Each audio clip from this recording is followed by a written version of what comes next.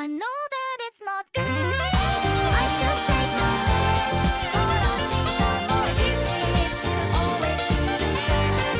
I wanna make a heart, it's better when I bleed. I can feel the misery pouring out of me. I say I'm doing fine, and maybe that's a lie, but I don't wanna bother you. These problems are mine. These problems are mine.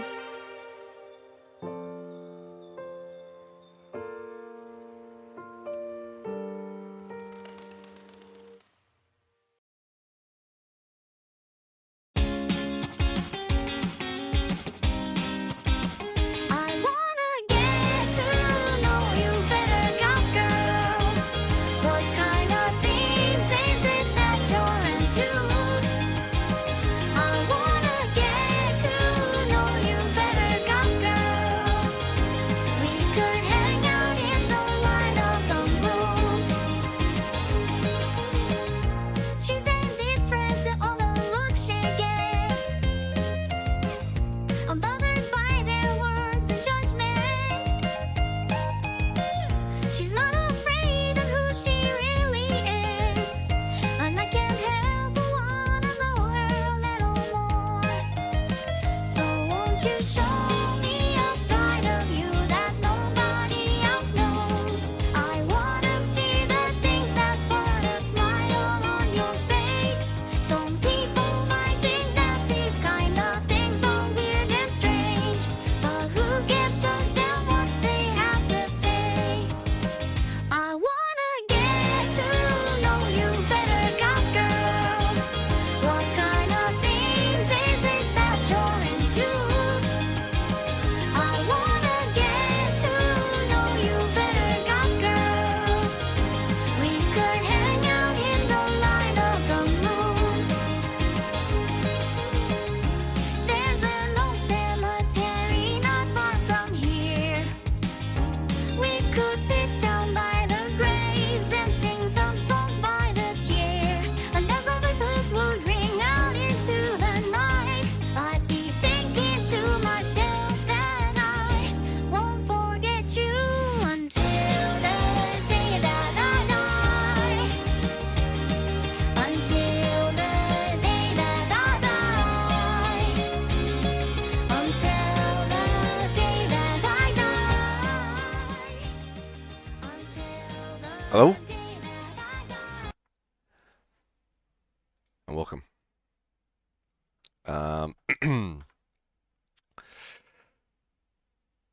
Welcome Shin. Welcome Harmo. Welcome Wout. Welcome Eno. Welcome Cow. Welcome Roger. Welcome in. Regarding the Manhattan Cafe, there's only one person here that knows why they're on the screen, and that's Cow. But there's a bunch of Manhattan Cafe on the screen. From my bookmarked list of Manhattan cafes. I was thinking of adding more, but I didn't have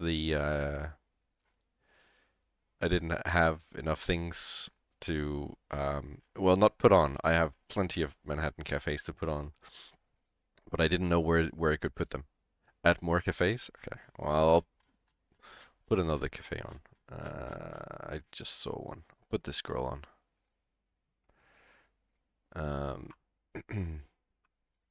Like 4 more? Oh my God. Jesus answered, I am the way and the truth and the life. No one comes to the Father except through me. $6 shrimp special! Alright. Thank you, Redacted. That was a new one. Let me go and change that so we can mark that off. Salmon. I'm such a fat fucking chud. That one wasn't new though. Big salmon. Royal Family. I'm such a fat fucking chud. But the 666, that one was new. So, 6666. Nice. Big salmon. I'm such a fat fucking chud. Thank you guys. I'm such a fat fucking chud. 67. All right. Let's put this Manhattan Cafe on. You did, but that's like I said. Sometimes numbers will suddenly have a sound that they didn't have before. So jolly.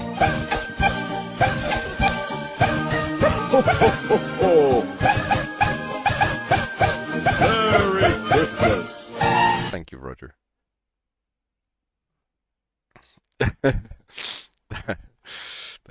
Thank you, Roger.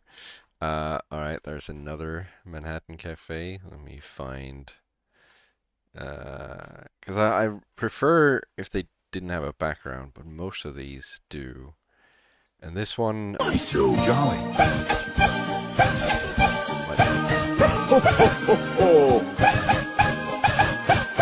Merry Christmas. That is truly a jolly sound effect. All right, let's pop this one on as well. This isn't very jolly. This is Halloween, but you know, I guess it is Manhattan Cafe, so we'll put that there. All right, let me find some more Manhattan Cafe on my list.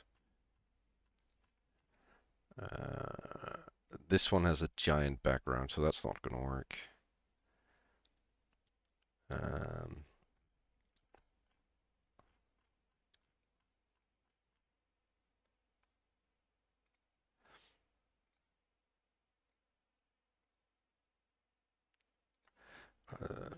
I don't think you draw Manhattan Cafe very often. Let's check you out. Let's see if you've drawn any more Manhattan Cafes. No, you've drawn every other horse in existence. Okay. Well, there she is.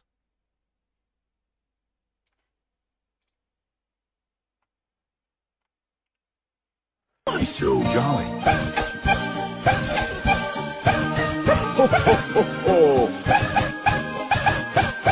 Merry Christmas. I can absolutely describe everything going on, but you're not missing a whole lot because there's nothing going on right now. So basically nothing. But I will keep you updated when things happen. So I know this guy draws basically, well, I say basically, he only draws Manhattan Cafe.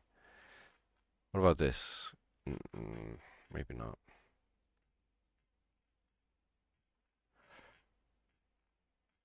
So Merry Christmas, everyone. There's still 7 days.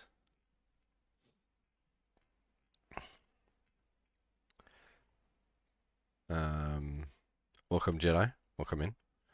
We are currently looking for Manhattan Cafe because I have been asked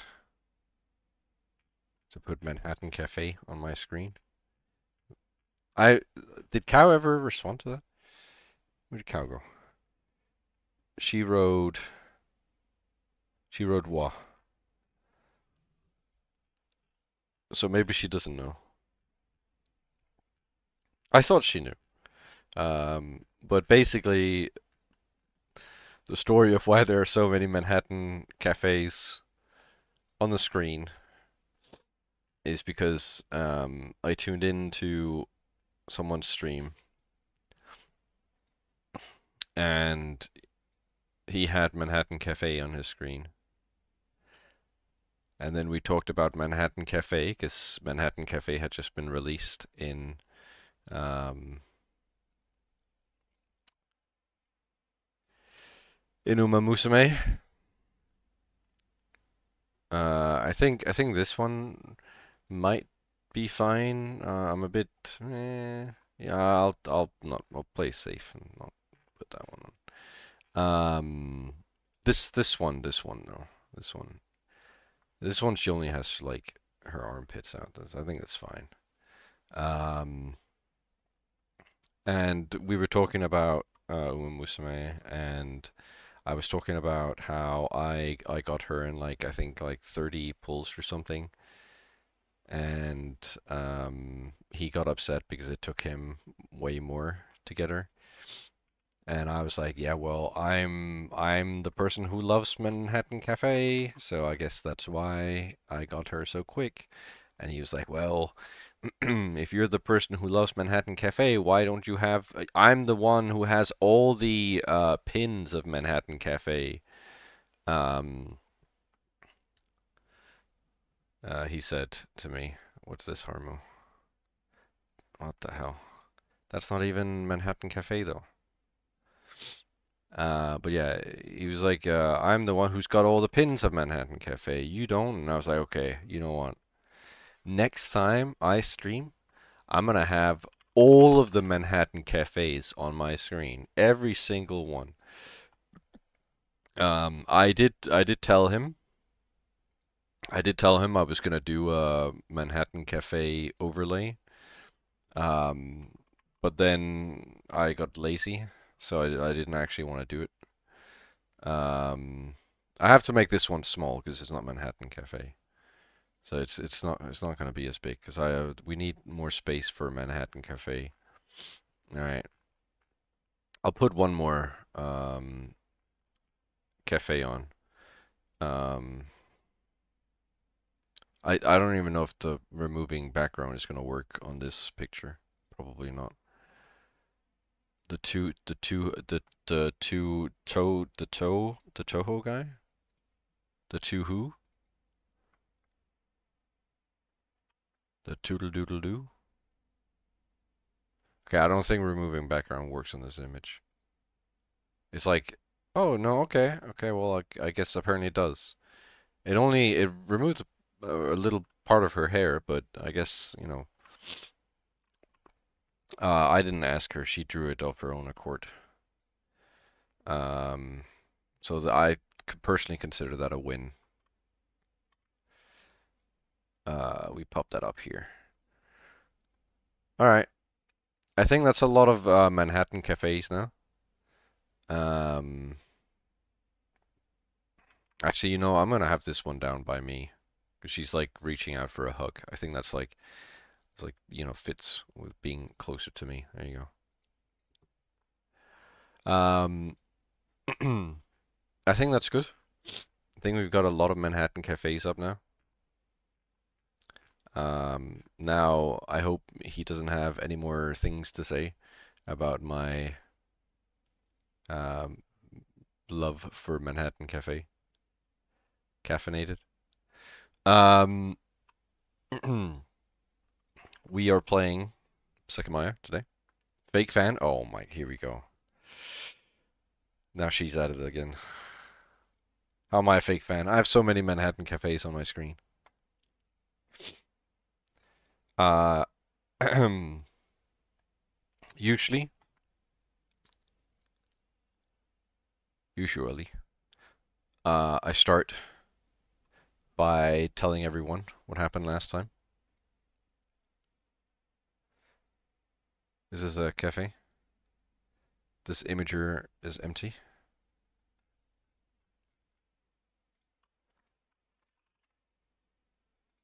This imager is empty. This imager has nothing on it. It's empty.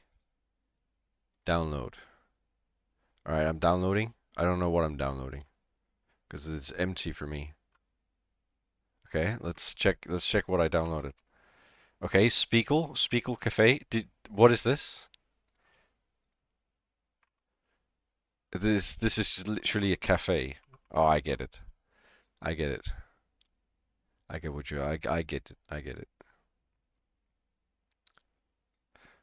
This is like a massive image. How am I supposed to fucking fit this anywhere? In Manhattan. Okay, right. All right. I'm seeing a lot of I don't see enough. If you were a real fan, you would know how you're a fake fan. Well, I'm not a fake fan, so okay, Mike, you can start now. Thank you, Shinjo. We are about to start now. I was just going over the what happened last time. I don't remember, to be brutally honest. But actually, bring the fatso forward. Okay. Okay. Here you go.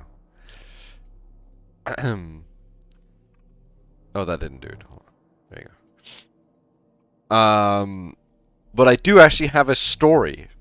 Only for the people. I guess this probably only really applies to Jedi and Shin. So was it yesterday? It was either yesterday or was it 2 days ago? I tuned into a random stream, right? Like well, not a random, like not a completely random stream, but like a stream of a person who streams like 12 hours from now, right? And the basically close to night. I tune in. You will not fucking believe who I see in the chat. Like literally the first message after I type something. It's the fucking Godot guy. I immediately reply to him because he typed something. I immediately reply. I go like, you.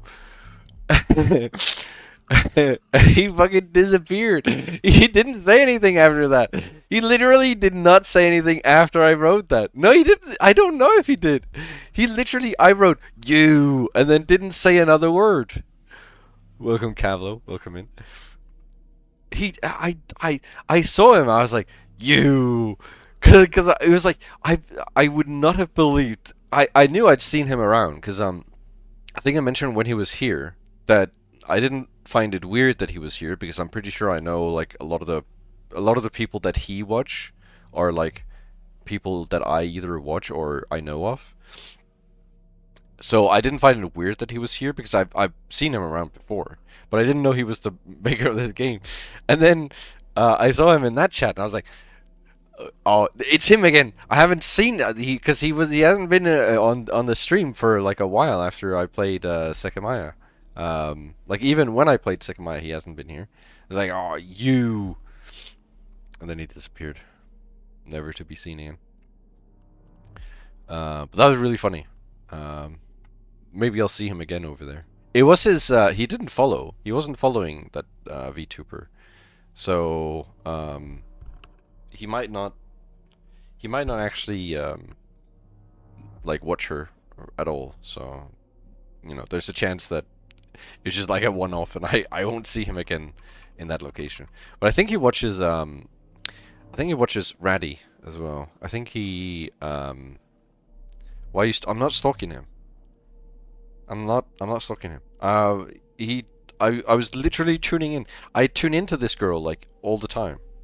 I tune in, and he was there, and I just went, you. Yeah, yeah. Well, we were figuring out where he lived from the IRL photos. 129. Oh, this is like the worst fucking little instruction I've ever read in my life. Okay. /pin 149. Oh my god.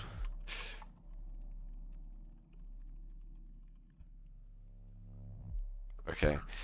Your little instruction 129 says learn the capitals of the states.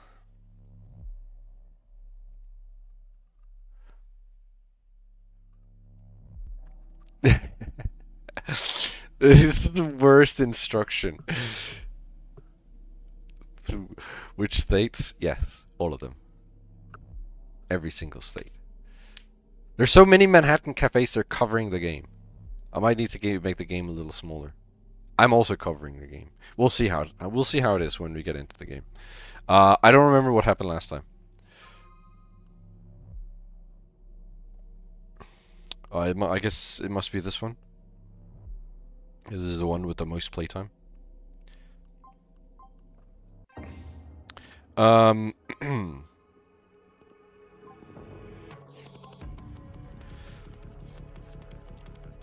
Who are we right now? Are we Psy? Why can't I? You can't drag this. You have to fucking. Did I use this with a controller? No, I didn't. Yeah, I'm pretty sure I used Who are we? It's like the perfect game to have audio only on. Oh! We're not Psy. Because it says Psy and I. I'm guessing we're... Shiroya? Atsuki, this was, what's her name? See, I forgot her name already. Yeah, we'll figure it out. We'll figure it out, don't worry. Darfy? Who the hell is Darfy?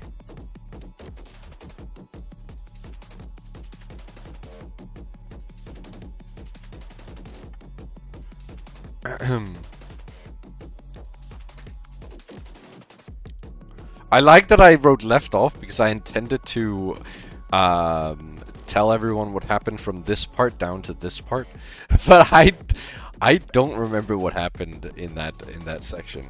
So that's gonna be a pass from me. I'm sorry, guys. Okay, so I know in this one we were Atsuki, right?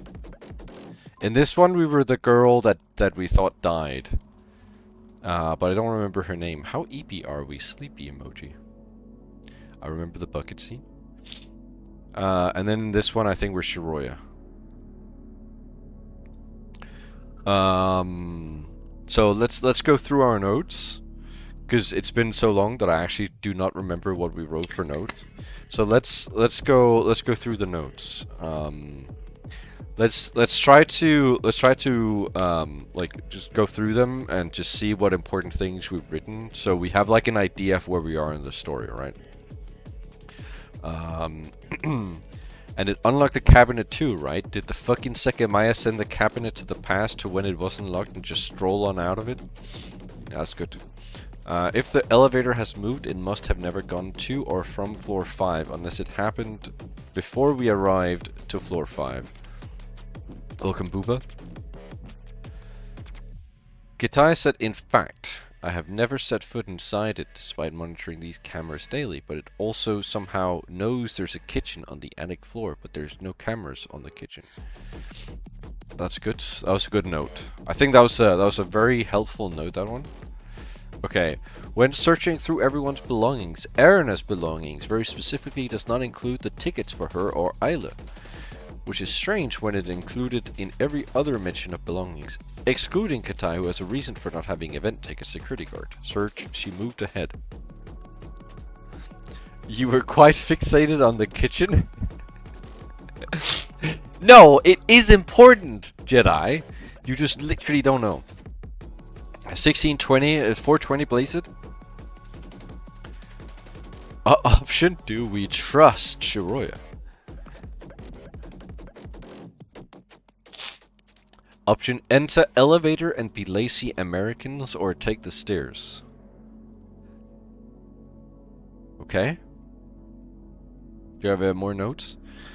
Why is this red? Not the text below this. The text below this is red because I set it to red. I mean, the boxes themselves, you see how like the boxes behind the text are like reddish, but if you scroll up a bit, they're more like greenish, bluish kind of deal. What's up with that though?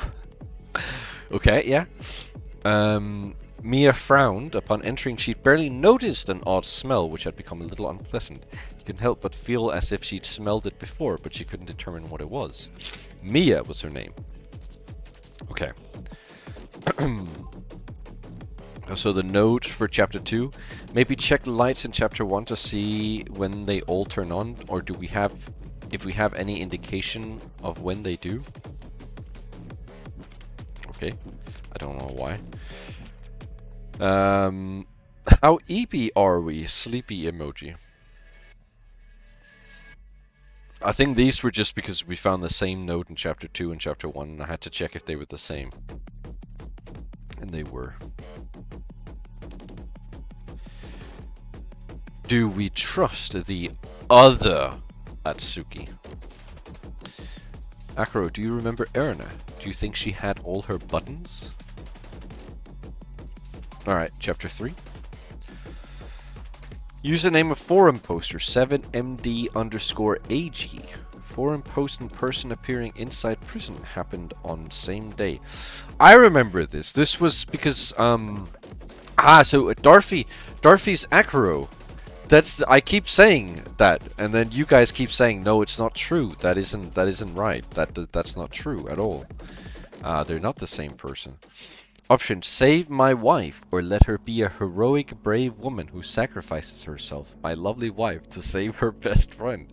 Am I the asshole for letting my wife sacrifice herself? I, 19 male, let my wife, 20 female, sacrifice herself to save our 20 female friend. Why did I write that? On December 1st, the number drawn was 3005 1231 1526, and the bonus number was 24.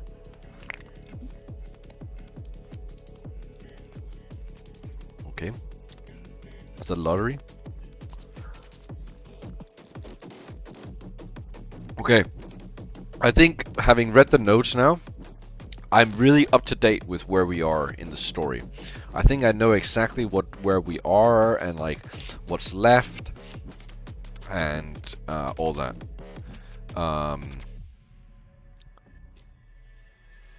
But I do remember like the last thing we did was we snuck back into the, well, we didn't, did we sneak? I know we got back into the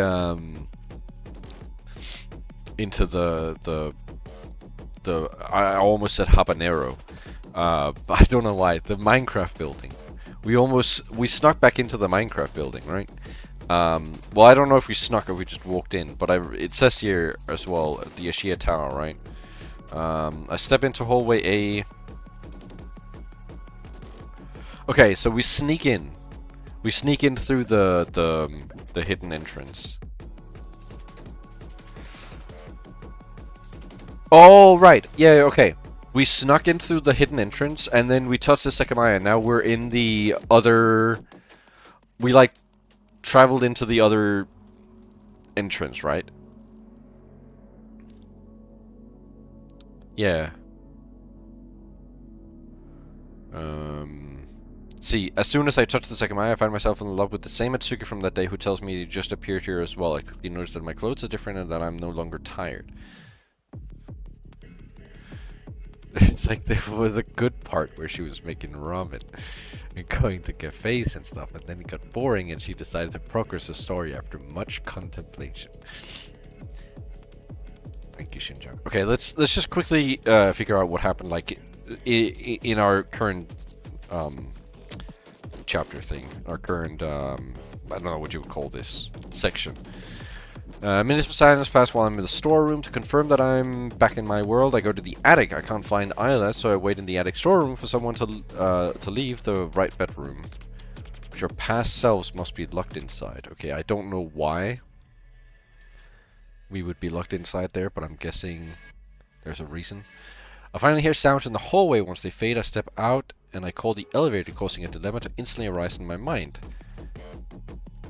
Okay, it's not going to tell us what the dilemma is. It's going to be like, oh, there's a dilemma now. Back on the crystal floor, I hide in the storeroom and pay attention to the sounds outside. I perceive what must be our past selves, but not everything I expect to hear.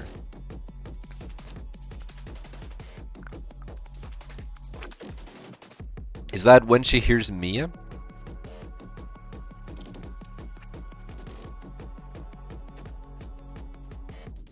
The lobby is empty.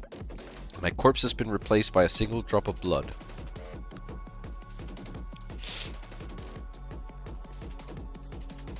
Yeah, we are Shiroya. We're definitely Shiroya. Because when we started, this is the part where, like, this is the continuation of the chapter, or the part where, we made the ramen and stuff. Like it's the same thing. Now we just snuck into the Ashia Tower, touched the Sekimeiya, and now we're in somewhere else.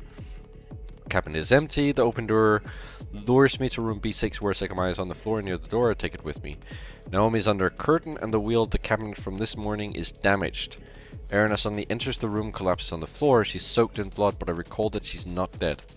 Okay, so we're at the part where this is near the end of chapter 1. Because this is where we find Erina. We think she's dead in chapter 1. But obviously we find out that she's not dead. Or we know that she's not dead because we have experienced this. So we know that Erina isn't dead. She's just collapsed. Even though we think she's dead. I'll wait until our past selves come in and find Erina. So what we're doing right now is waiting for our past selves to come in and find Erina, who's collapsed on the ground. So we've got we are Shiroya, but there's another Shiroya out there, and then there's Atsuki. Neither of which I assume knows. There was yet another reason it would have caused a problem that I was finally sure existed. I couldn't interact with my old self. It was the same thing we considered with Isla. If my past self met the future me and tried to keep everything exactly the same, you'd have to replicate precisely what she'd seen me do. Every word, every movement. No human was capable of that. What time of day is it?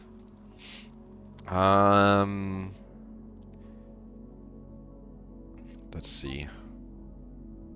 Oh, I guess I can't search. I mean, I would assume it's around 6. Like, it is close to the ending.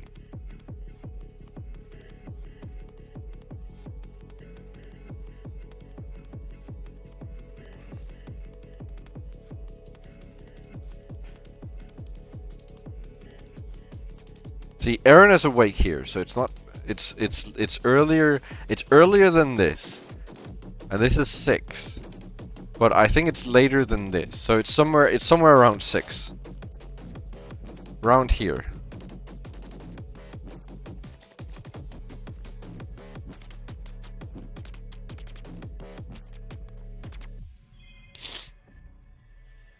It was crucial not to be seen by both her and Atsuki.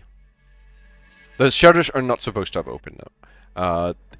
They open 9 p.m. 9 or 10. I don't remember exactly.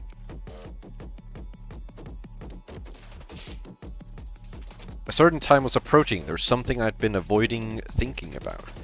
On that mountain, I made a decision to change the past and save everyone. Mia, Ayla, Erina, Katai, Naomi. While that reality seemed distant, it was as close as ever. The time I had found the Sekimeiya in the water tank would soon come. At that point, the Sekimeiya had shot me quite far through time, even though I didn't know why. When I go to the bathroom, I'll just have to stop my old self. That should let the Sekimeiya store even more energy. So if I touch it later, I'll go to November again, to a time before Mia died. That was all I had to do. If I changed the past in just the right way, accomplishing what I decided was well within reach. And yet, I didn't know what to do. Hadn't I also decided that going to the past was a mistake? If I didn't interfere with my past self, my past self would travel, and I would become myself again. I could just leave with Atsuki. Was that even the case? Would that really be possible? The Atsuki from this morning said that the recording was real, but he won't simply leave at 9 p.m.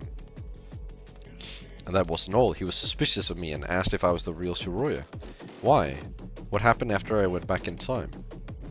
I do recall in chapter 1, near the end, that after Shiroya disappears, she goes to the bathroom, right? And she disappears. When we're waiting, she goes to the bathroom, she disappears, and then she comes back. I wonder if that Shiroya that comes back is us.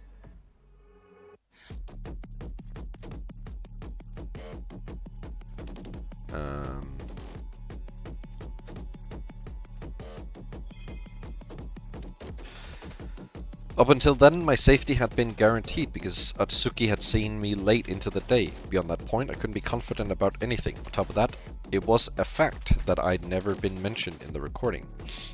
I also recalled that I'd been seen again later, wearing the clothes from the attic. That had only been briefly mentioned, so I didn't know what it was about. I looked down. When the Sekimeiya had begun to get too hot, I'd left it on the floor. It was a bit difficult to decide what to do with it. My intention was to leave it in that cold cabinet, but I think something's odd about that. Okay. Once I leave, our past selves will go to the attic. While they're returning, the elevator will be intercepted and Sai will chase them. So that's when Sai goes murder mode, right? They'll all end up in the event room where Sai's attitude will flip. Something we didn't figure out was how he managed to not be found in hallway B when Atsuki searched through every room. If I left the Sekimeiya in that cabinet, that would have given him a way out. He could have disappeared by touching it. That was why I thought that he might have been about to investigate the room and find out that a Sekimeiya was there. At that point, another Sekimeiya was in the event room. If there are only two, the only way Sai would have disappeared from one of these rooms is with the Sekimeiya I have now. I would keep it cold, so he'd have to take it out, wait for Atsuki to investigate the other rooms, and touch it as soon as this one was about to be searched in order to get away. But it's not so straightforward, because according to Atsuki, he looked in every cabinet. If that's what happened, he should have seen the Sekimeiya. Is it possible it teleported after Sai used it? I'm not sure about that anymore. That was what seemed odd. Up until that point, everything I'd done that had matched with what I'd already lived through contained a purpose. The clothes, showing myself, the elevator. I hadn't repeated anything without a reason. So then, what was going on? Would I leave the Sekimeiya there to give Sai a way to escape? Simply to avoid changing the past? It was weird, because I had realized it. I had no reason to leave the Sekimeiya in that cabinet. Even though I wanted to hide it far from me, it didn't have to be in hallway B. I didn't want to leave the Sekimeiya there. Aside from the fact that it would be consistent with my experiences, it would only bring negative consequences. But didn't that mean that Sai would still manage to hide anyway?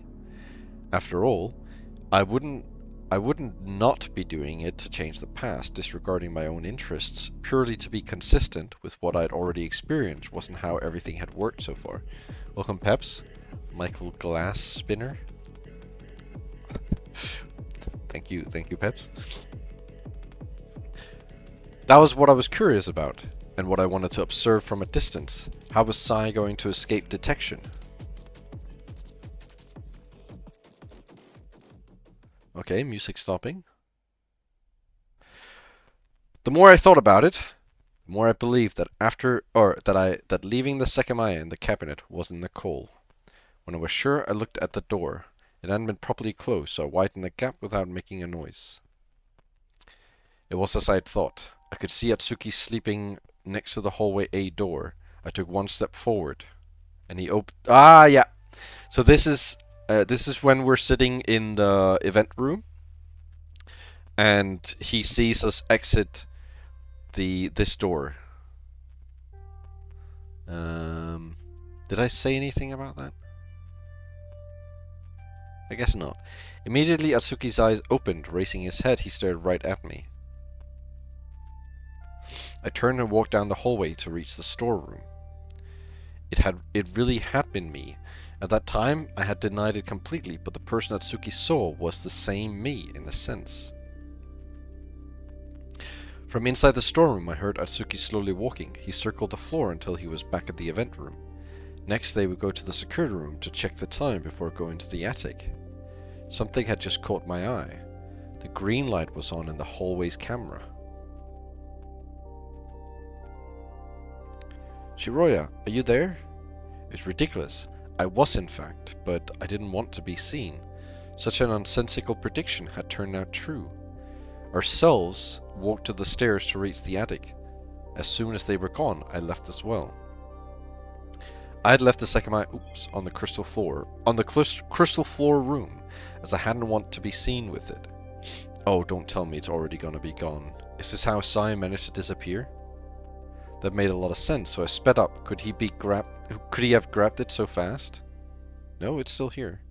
It's behind the door where I had left it. Carefully, I picked it up. Where should I put it? Thinking about it, I walked to hallway C, where a sudden sound startled me. Whoop. I retreated immediately. In hallway A, I just seen Sai. He hadn't seen me in return, but something was very odd. He'd been exiting the storeroom with a knife in his hand and was visibly shocked after looking at the stairs, where there was nothing.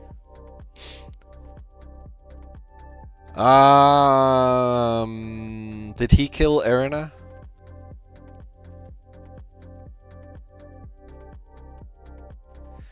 The only one I know that died on the stairs was Erina, right?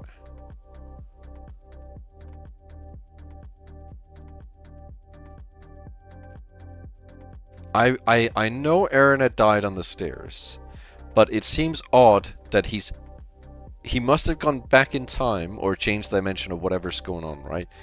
Where he killed Erina, and now he's shocked because the body isn't there. Slowly I kept stepping back until I reached the lobby. The sound of his footsteps came from hallway B, then he started to open doors. Did he notice me? With his free hand, he'd been touching his mouth. He was the Sai who had chased us, and he was about to intercept the elevator with us inside. He's the one who said I would die. It's the Sai who locked me in the attic. When he started getting close, I approached hallway A. That way I avoided being seen as I returned to hallway C. Sai appeared from the lobby and started to open doors in hallway A as well. What the hell is he doing? It seems like he's being silent on purpose.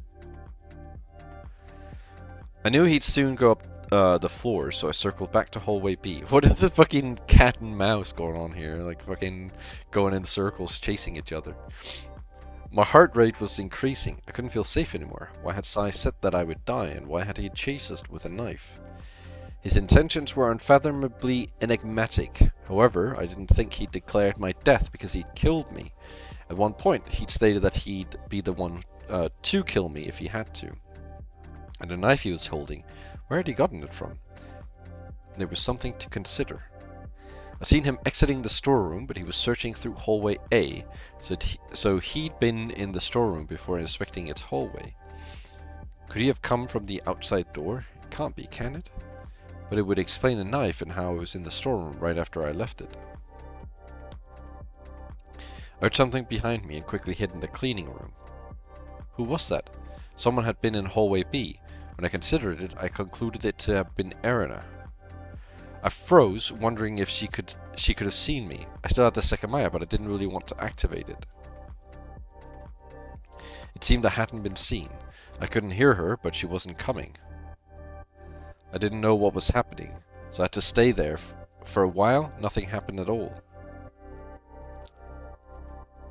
That changed when someone started to get closer. The steps came from hallway C. Are they coming over here? That's someone else, right? The sound got louder until it was coming from right behind the door. However, the steps kept going. This way of walking, it's got to be Sai. Was he circling the floor again? He'd come from hallway C and disappeared toward the lobby side. It didn't sound like he'd looked into all the rooms again, so I didn't understand. When the silence returned, it stayed for even longer. Did he go upstairs already? What about Erina? That must have been her, but where is she now? I thought about what would happen next in detail. Our past selves are in the attic, and they'll try to come back here soon. I guess I get how the chase started. I think Sai was searching for someone while holding that knife. I don't know why, but it's very possible he wanted to find Atsuki. The elevator's on this floor, and Sai went up to search for Atsuki. When he called the elevator from the attic, he was on the 3rd floor and heard it. He probably figured it was empty, especially if he knew that it was on the crystal floor. From his perspective, someone called it from the attic and was about to go back down. That's how he intercepted us. Seconds after he heard it, he called it from the 3rd floor, knowing someone would be inside. If he was looking for someone in particular, that might be why he wasn't right outside when we opened the door.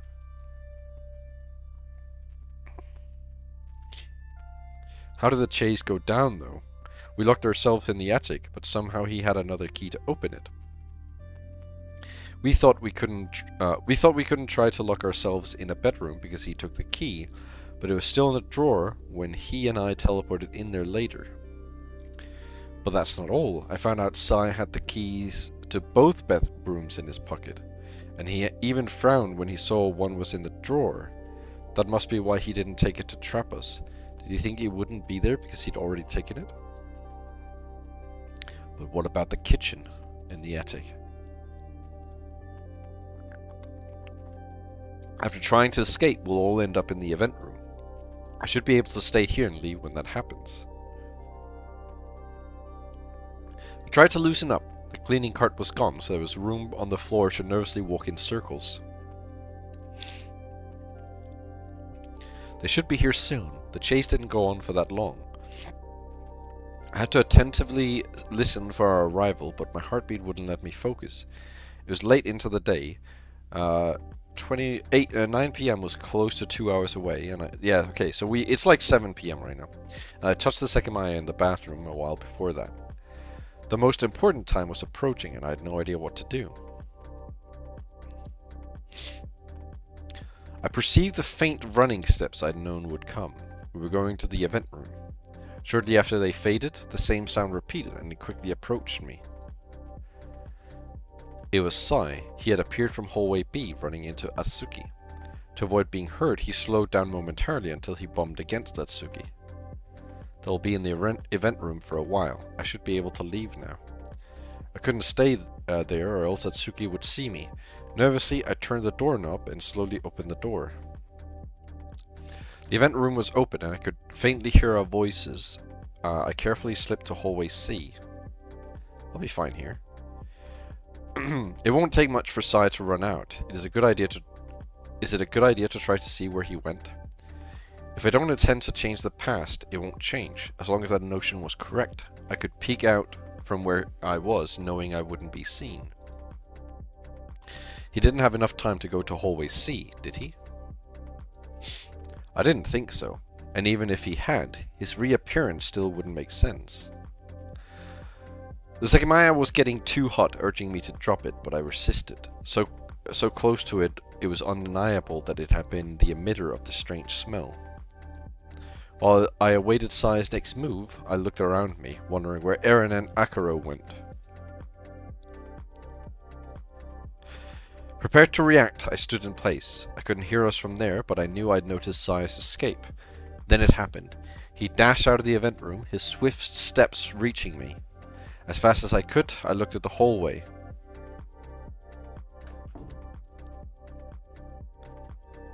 Huh? Confused, I hid myself before Atsuki saw me. Then I glanced at the Sekimeiya. I still had it. I don't get it. Why was he not found? Sai had sprinted straight ahead, shutting himself inside room B4, where I'd just been. Could there have been a third Sekimeiya? If not, his disappearance couldn't be explained. No. I think I know what he did. At once, I understood what had happened. Sai had merely been playing with us. He hadn't lied about that. It was absurd, but given his grin, I was sure it was the right answer. Something we told him had allowed him to pull it off.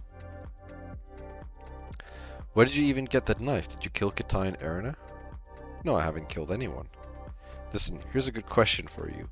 I've seen Kitai and Erina's corpses. If I killed them, how come there's no blood on my clothes? We told him Erina died, but he knew the truth. Before, when he was looking through the floor, he came across Erina. After that, she woke up and left the room. When I was in the cleaning room, Sai walked through the hallway again. Maybe he was drawn to the sound and saw Erina was gone. In short, he knew she hadn't died and that she wasn't in that room anymore. That was how he thought of a way to outsmart us.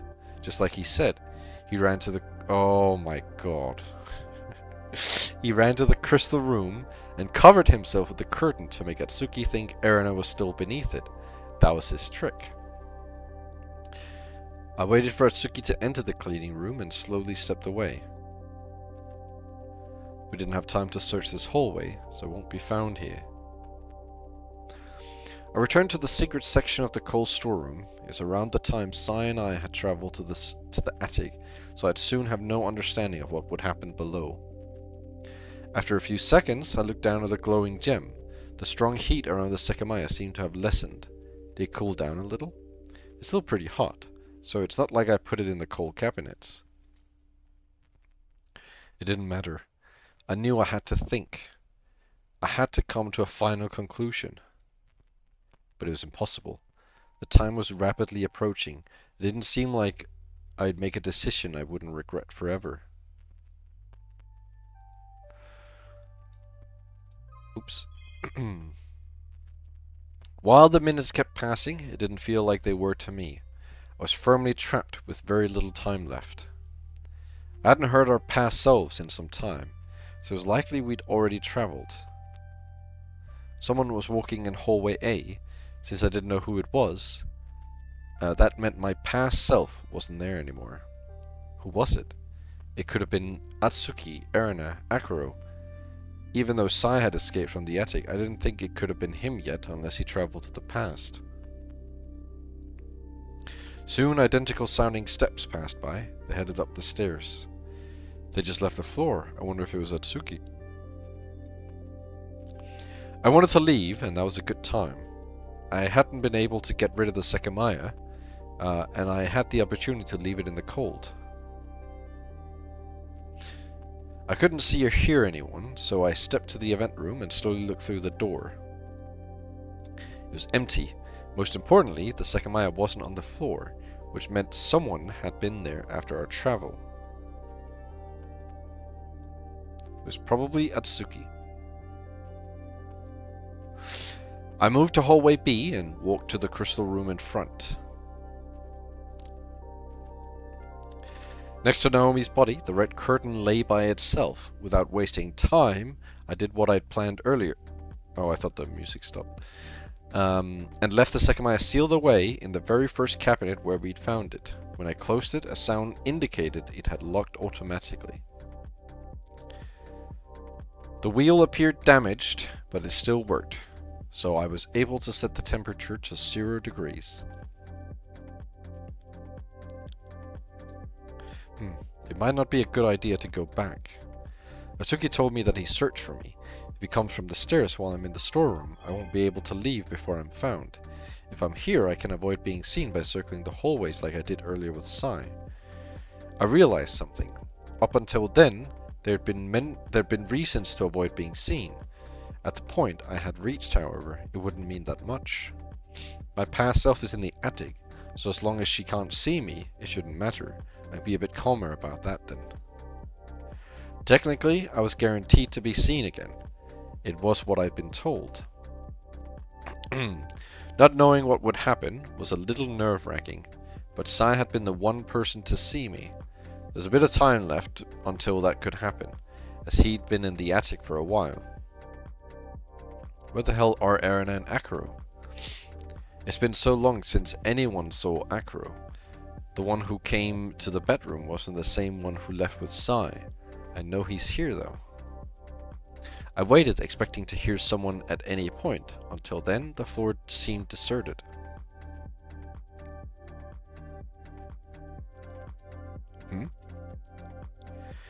It was minutes later when I turned to the lobby. I felt like I'd heard someone there. Is anyone there? I expected them to come from the stairs. Seconds passed and I hadn't heard anything else. I could have been mistaken, so I slowly stepped to the door. No one.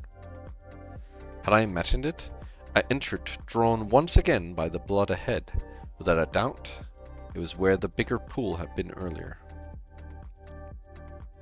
The bucket. Right there. On the floor. I didn't imagine it this time. There's someone in hallway A. I retreated slowly. Wait, there's someone in hallway B as well. I doubted what to do as I approached the mechanical room. I see. This is why I'll be seen. I can't enter either hallway, so as soon as someone comes here, they'll find me. It'll probably happen even if I go down. My only move was to wait. When I thought about it, I realized that being found wasn't so bad. She already said that being found wasn't so bad. She already implied that, like, literally a few seconds ago.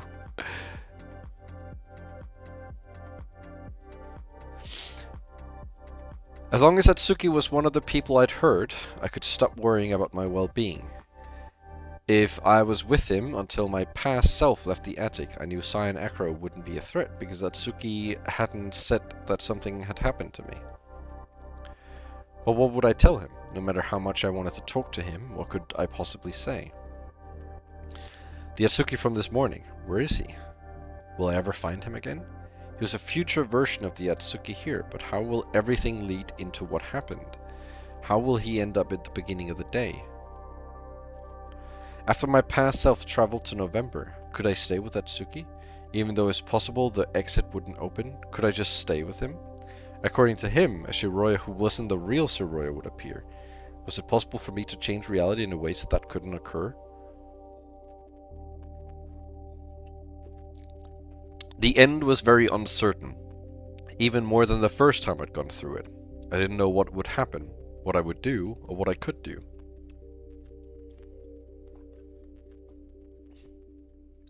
It didn't seem like anything was happening.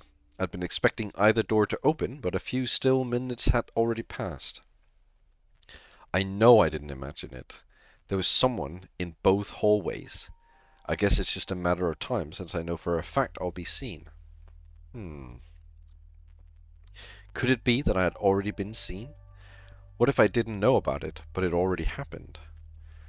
It didn't seem likely that I'd just been ignored, but I had no way to know. No matter what, there was nothing else I could do but stay in place. That's a good emote.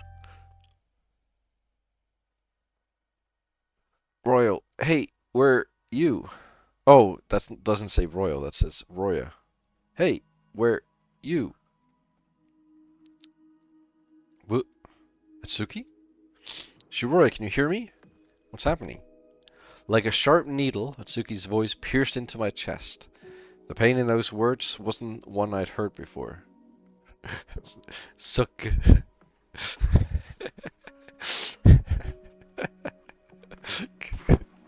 Suck. You're okay, right? If you can hear me, please come out. Say something. In a sudden manner they'd started. The shouts faded with a wail. Then in their place came a shrill cry. Atsuki was sobbing like a broken person. With a trembling hand, I grabbed the knob. As I pulled the door open, I saw Atsuki on the floor. He wasn't just crying. He was shaking. He was a wreck. Hey. My hoarse voice didn't reach him. Gently and trying not to stagger, I took a step forward. Did this happen?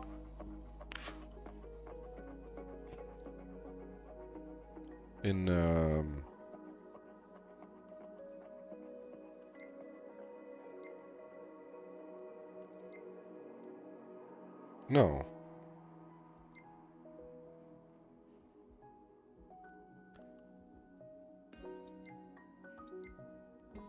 It didn't.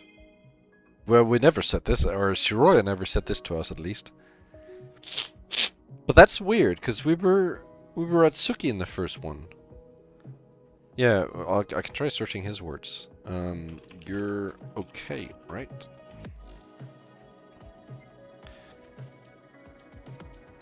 No.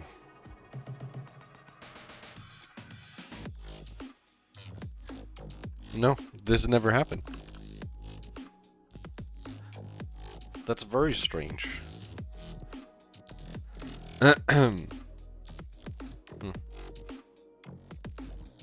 When he saw me, he gathered himself enough to stop shaking and wearily stood up.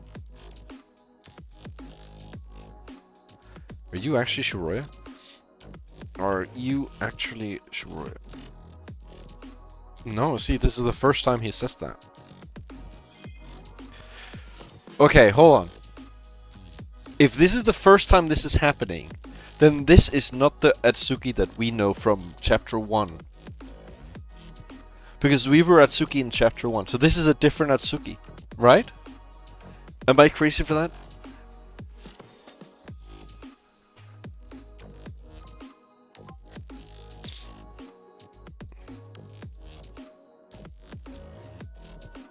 Where would Atsuki be at this point? Oh, chapter 2 Atsuki.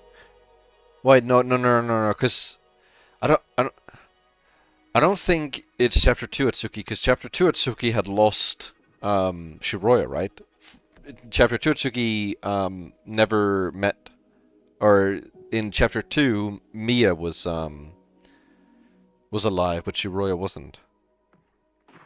So unless he had like a schizo rage of like, Shiroya, after like a week or like months after, or a month after she died, then I don't think that's. Also, I just realized you can't see my cursor. Hold on. Capture cursor. Is that working? Yes. I don't know what's going on then. I think it's a different Atsuki. Yeah, maybe you're right, Jedi. Because we were not Atsuki in chapter 2. So we don't know what happened to Atsuki in chapter 2.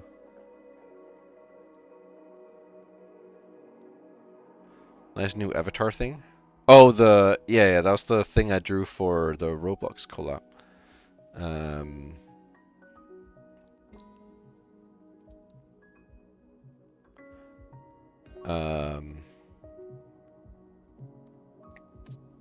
Yeah, you're right, Jedi. I think you might be right in the fact that that could be the case, that chapter 2 Atsuki was like teleported to chapter 1. We'll see. Are you actually Shiroya? I didn't know what to, no, I was about to search for this again, but I didn't know what to say when his eyes pierced into mine. Any words I could have prepared flew out of my mind. Where were you?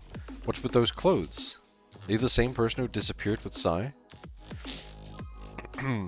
I feel like I remember saying this. Are you the same person who... No, this never... Really? I feel like this has been said before, though. What's with those clothes? Same person? I'm not in the sense he means. It felt like my voice was stuck in my throat, and my thoughts were all over the place. Had that exact conversation always happened while I'd been in the attic? No! No, we know that you're trying to tell us that you had to search and find out, but this isn't how it happened. We already know. I'm sorry, I'm very confused too. I guess so, though. You guess so? What do you mean? You remember everything, right? You've been removing logs. Good-oh! Right now. I stopped myself. From hallway C, a figure approached. Yes? It was Erinette, the look in her eyes and her way of walking. This seems so familiar. It was Erinette. Is it because I have to search in like chapter 1 specifically? That might be it. Are you actually Shiroya?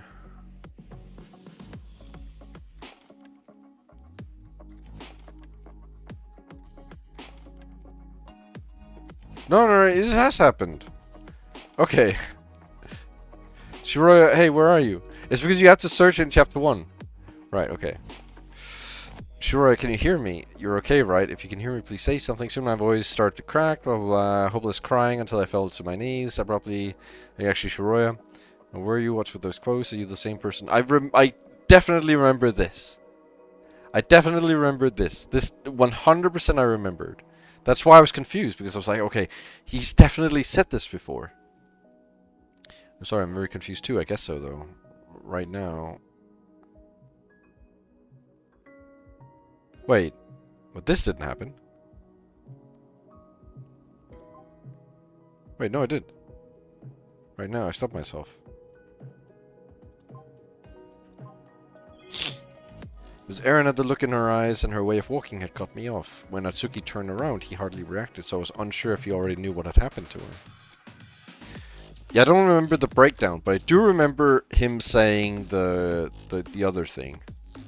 I distinctly remember that, so I was very confused when it was like, oh, you know, I can't find it.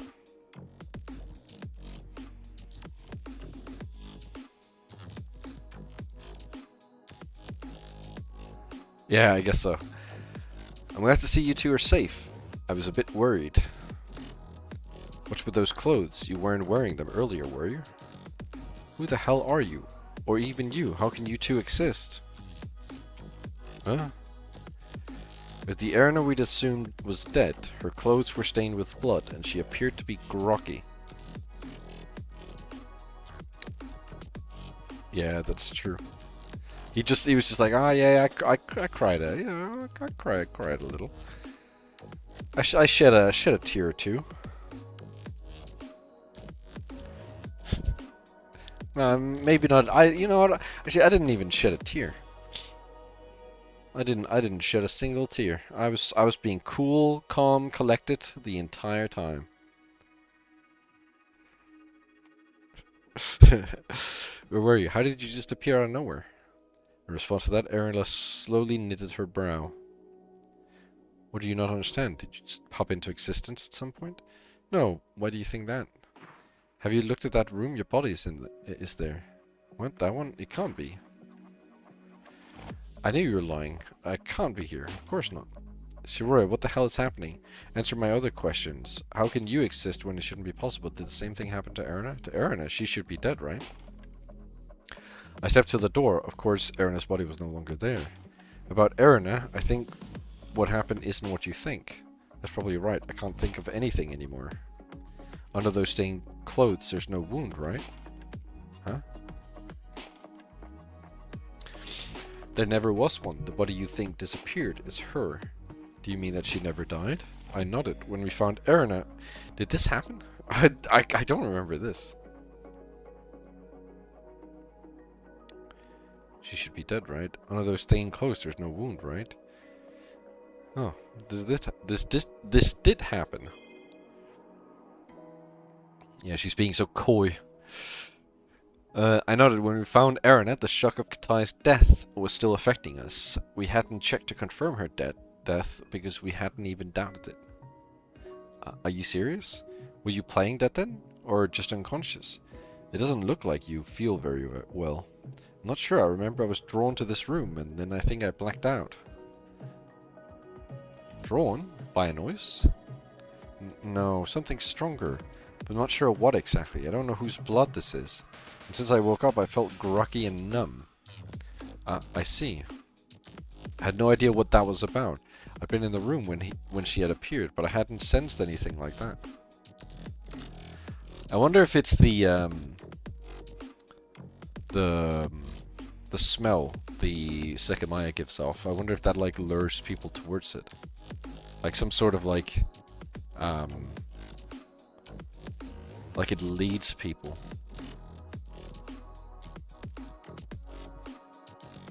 If that makes sense.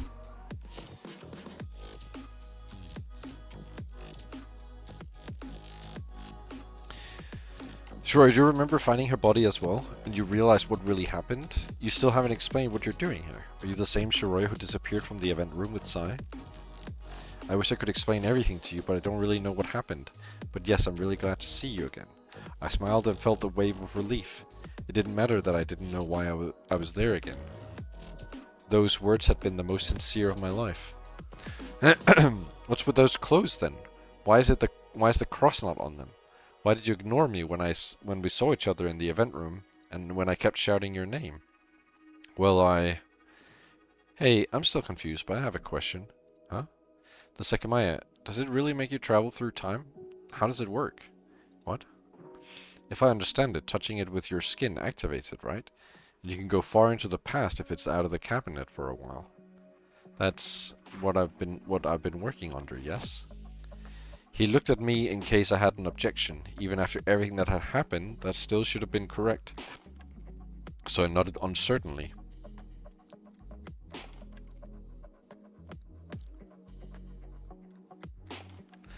I was thinking, why don't I just go back in time to save Isla? Atsuki and I looked at each other, and I wondered about her proposition. What would happen if Erina changed the past?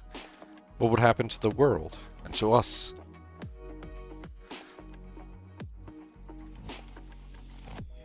I don't know why I didn't think of it earlier. Someone killed her a few hours ago, so I just have to go to that time and prevent it. Saving Isla was something I could do. It should have been possible given what I knew.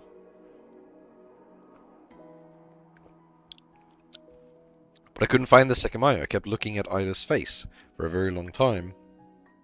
And she told me that she could be saved. Can you recite everything that happened in the last hour?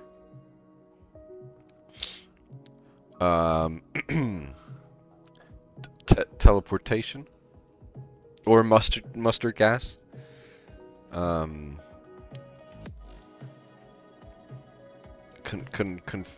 Confucian? Confucius? Basically nothing ever happens. So true. Yeah, epic bacon smell from the Sekimeiya that leads people. But I couldn't find the Sekimeiya. I kept looking at Isla's face for a very long time, and she told me that she could be saved. Then I saw a girl, and after that I heard you shouting.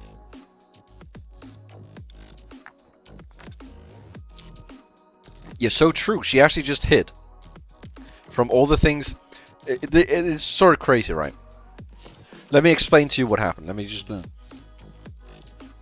What happened was... A lot of things that we don't know what happened.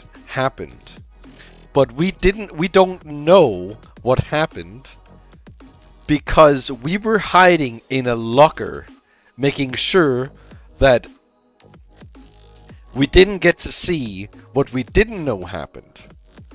We were waiting until what we knew happened. And that's it. That's what happened. We know what happened, and that's what we wanted to happen. But all the things we didn't know what happened, you know, scratch that. Screw it. We don't care. We want to hear more of what we know happens.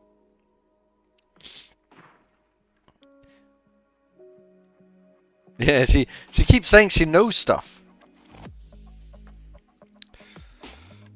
A girl, you saw Shiroya? I guess it couldn't have been anyone else. Is this the Erina that never knew about Shiroya? I think this is the Erina that never knew about Shiroya. This is the Mia Erina.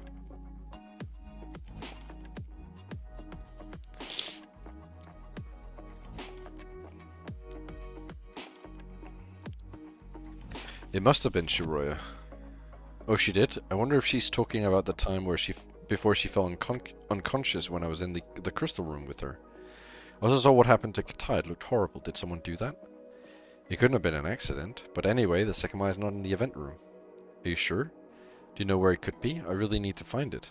No, I suspect Saya Akro must have taken it. I knew where one was, but I couldn't bring myself to say it. Once again, the decision of whether to change the past had to be made, and I couldn't do it.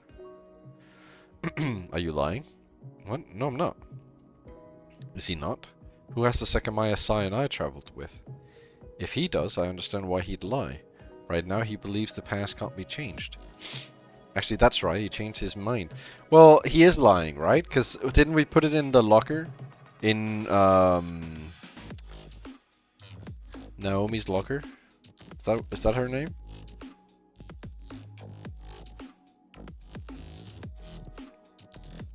Actually, that's right. He changed his mind on that before I got out of the attic. He said he changed the past. I think that was after this. I don't know. Actually, that's right. Yeah, we already... I found what exactly was going to happen. The way you two reacted. You don't want me to save either, do you? That's not it at all. Remember that Sai and Acro took the cabinet key? They probably have the Sekimeiya. It seemed Erina was seeing through us. Discontent, she walked to the event room. I knew it. You were lying. Huh? You didn't want me to look at the cabinet. The Sekimeiya's here. Did Atsuki leave it in the cabinet? I don't think he would have. I looked at him as I thought he was visibly confused. The Sekimeiya should have been here.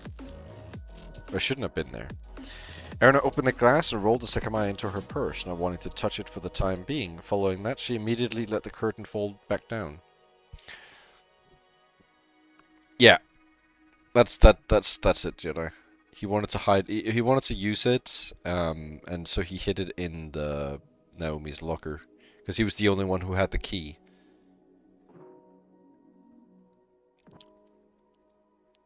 After a long silence, the hallway A door opened. When we looked over, someone was stepping into the room. It was Sai. He had already escaped from the attic. What's up? What the fuck are you even doing here? Did you succeed with that plan of yours? Oh, not quite. Unfortunately, I thought Erin was dead. What's she doing with the Sekimeiya? You thought that too? No, I'm going to the past to save Isla.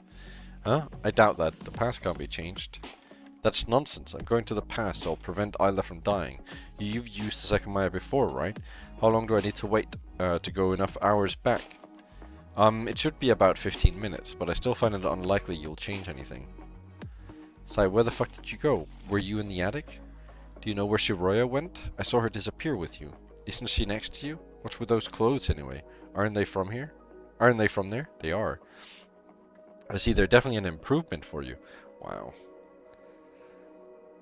Yeah, that was definitely chapter 1. He did that.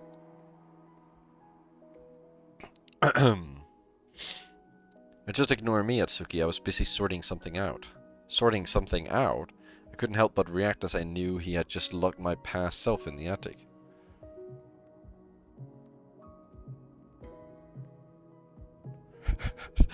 Roger, shut the fuck up.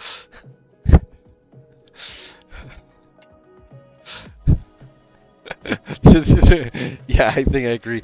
Roger, yeah. Yeah, I also agree. I'm totally on board with that. Who else agrees with what this man just said? Alright, I'd forgotten about this too. I found this just now. I tried to read it, but my head hurt a lot. Do you know what it is? Out of nowhere, Erina took out a piece of paper from her purse and handed it to Atsuki. I saw some black letters on it, but I didn't recognize what it was. Immediately, he stashed it in his pocket. Hey, what was that? Don't mind me, like you said. You look pretty nervous. I saw something written there. You were pretty in control of things when you pulled off that trick with the key earlier, so why is this getting you all worked up? Do you want to hide it that badly? It's just a personal paper. It has nothing to do with you or the Sekimeiya. Very intriguing then. A personal paper? I didn't think I'd seen it before. When I glanced at him, he immediately looked away, leaving me a little surprised. So oh, here we go. I didn't remember that this was the Mia one.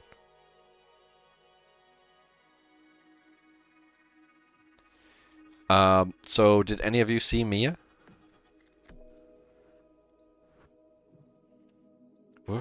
Who? You don't know her, right? I knew I wasn't going insane. How do you know that name? She's the person I was with earlier, before I saw you two. It just came back to me. I don't know where she went, though. What? What just happened? That's not possible. How could she have seen Mia? What's with that reaction? Don't you see she's just delirious? She didn't die, but I have a pretty good idea of what happened to her. Say, did you hallucinate someone? That's not it. That's not just some name she made up. Do you know this person then? We do, but Erina couldn't have seen her. She couldn't be here. Are you sure? She could have entered through the storeroom. She could have even traveled from the future, since the Sekimeiya is bound to be exposed to the outside world. That's not what she means. She's not anywhere right now. Oh, is she dead? Wait, Mia, you said? That was the biggest blow I'd been dealt for a long time. I'd grown to think I'd partially understood what had happened, but a few words were enough to shatter everything. Could it have been another prediction from the world? Did I read? Yes. Had my own decision been handed to me, confirming that I would save Mia? There was no way that didn't make sense. If I'd changed the past, many more things would have differed as well. No, she's with us. She has red hair, right? Did you actually see her? What did she say? She told me her name, but she didn't look lost or anything. She knew me too. She just suddenly ran away, and I haven't seen her again. I definitely thought I hadn't seen her before, but I honestly wasn't sure. There was no way to make sense of what she was saying. It seemed the structure of the world had been warped beyond comprehension. I don't know how to interpret this. Did you all agree to make up the story for when I appeared? Shut up. Well, I'm trying to figure things out myself, and I thought I was close to understanding quite a bit, but now there's quite a bunch of shit I don't get, and it doesn't feel great. As much as I like this part, this is a lot of, like, repeating. We've already been through all of this. You did mean she died, right? Is saving her with a Sekimeiya not an option? So I shut the fuck up. If it was, I promise you that we would have done it.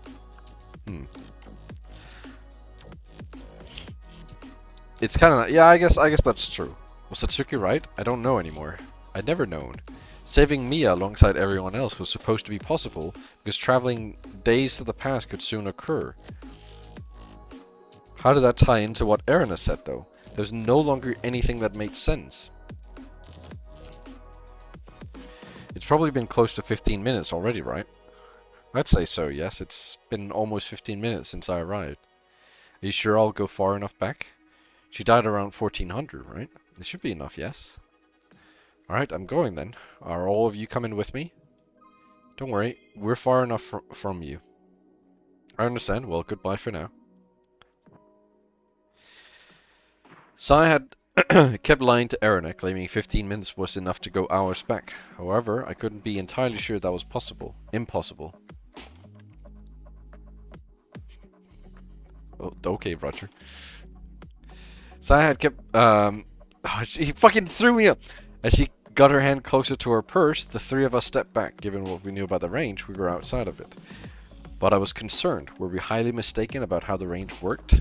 I didn't stop retreating until Erina's hand contacted the Sekimeiya. And when it did, something I hadn't even imagined occurred. Sai was the only person to disappear. What? Wait, what? I was speechless. Erina had touched the Sekimeiya, and we'd been farther away than Sai. It didn't make any sense why he was the only one to vanish. Why did it work? Did Sai disappear? Was everything he said a lie?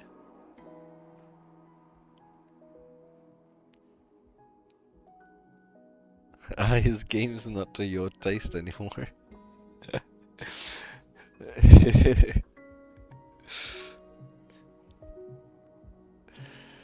Why didn't it work? Oh, it was almost laughable. We'd always been so far from the truth. Admitted. Did you ever want me to save either? Were you involved in the first place? You're wrong. We don't know how the Sekimeiya works, but this shouldn't have happened. No matter what I thought, it didn't make sense. I couldn't even come up with a baseless explanation. Wait, where did it go? It's not here. Erina's wide eyes were fixed on her purse. It was empty. Wait, what? The Sekimeiya disappeared? It teleported. Perplexed, Atsuki walked to the cabinet, where when he raised the curtain, we saw the Sekimeiya sitting comfortably behind the glass. Did it teleport to the cabinet? This has to be what Atsuki talked about.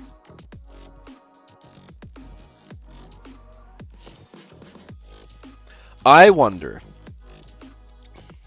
This is purely guesswork, and just like a random guess from me. But I wonder if there are two Sekimeiyas. One of them teleports a single person to the other dimension, and the other one like swaps a room. Like, you know, so the room in one dimension is swapped with the room in the other dimension. Emote? What is this emote? Is that a Manhattan Cafe emote? Oops. This is not a Manhattan Cafe emote. That would make sense. Atsuki, tell me, what do I need to do to travel through time? Exactly what Sai and I told you. I don't know why it didn't work just now. No, that's not it. The Sekimeiya didn't teleport. That's wrong. I thought back on what had happened. Erna opened the glass and rolled the Sekimeiya into her purse, not wanting to touch it for the time being. Following that, she immediately let the curtain fall back down. Perplexed, Atsuki walked to the cabinet. When he raised the curtain, we saw the Sekimeiya comfortably sitting behind the glass. She didn't close the glass before lowering the curtain, but it's closed right now anyway. The Sekimeiya didn't teleport. I looked at the floor and my heart skipped a beat. There was no drop of blood. Then the reason why only Sai disappeared. I love vague posting! Why does it have to end there? Continue, Shiroya. Can I? No, because Sai was closer. Sai was closer to Isla than we were. He stepped away. Can I not save Isla? Did it not work? Oh, of course. She said that earlier. Oh, she said up here.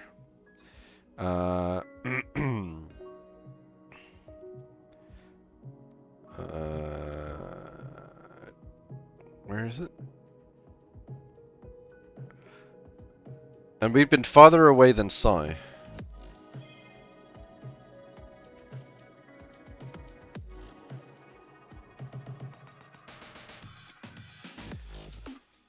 What was I even thinking? Traveling to the past isn't possible. You lied about it since the beginning, right? That's why it didn't work. It can't actually happen. I actually fell for it. Just wait here. I'll be back in a second.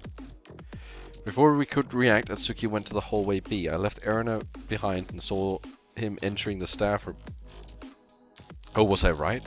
I don't get it. The Sekimeiya shouldn't have been in the cabinet. He promptly came back out. Did it disappear? Yes. I see. So it is as I thought.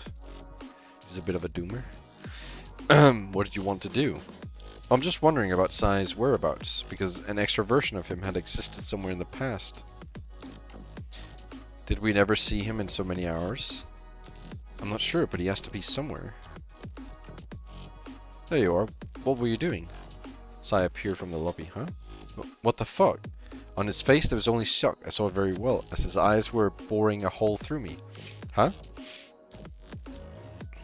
Who the fuck are you? How are you here? This is the Sai from the Mia world? Before I recovered from hearing that, someone came from the event room. Whoa, what's this girl doing here? It was Akuro and I understood it was the time when Atsuki had seen him again. It wasn't happening for the first time. Atsuki, now you have to answer. Who is she? Are you actually acting as if you don't recognize me? Of course we don't. Well, no, of course we do. Aren't you dead? Dead? When did I die? Did it happen again? Me? Why would I be dead? And you too. Aaron, I thought you died. Isn't that what you said earlier? Earlier? What the hell are you talking about? There's no question. Sai, Aaron, and Akuro. So I don't think Erina is from the Mia world. I think Erina is from the Shiroya world. But Mia went to the Shiroya world and met Erina. And that's how Erina knew about Mia. Because I think didn't the Erina from Mia's world get stabbed? She died on the staircase, or she was like dead on the staircase. I think. Maybe there's a third world.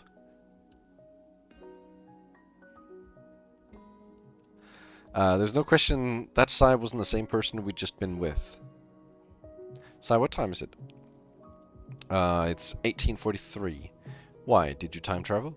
No, I didn't. He's right, though. Are you a future version of Erina or something? What?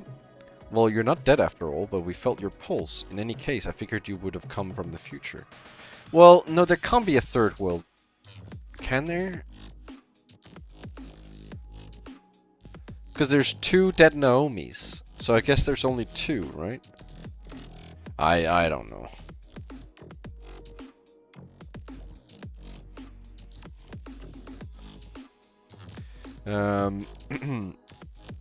Well, you're not dead after all, but we felt your pulse. In any case, I figured you would have come from the future. What even happened to you? I can't remember much. I think I hit my head and I fell unconscious. I don't know what happened before that. Yeah, that's about what we knew too. Sorry, we can't be of more use. I don't get it either, but I'm glad you're safe. That means you're not guaranteed to end up dead. But you, what even is your name? How did you get here? But I've been here since the start. That's not true. What? How could that possibly not be true? Hold on though, your name. I think I might actually remember that. Shiroya, was it? My memories are a little foggy. I nodded, puzzled.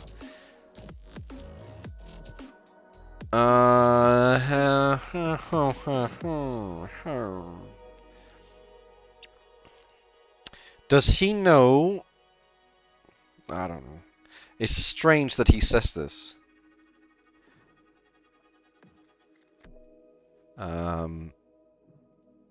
And now I'm back to thinking it might be because he's Dorothy, which we met outside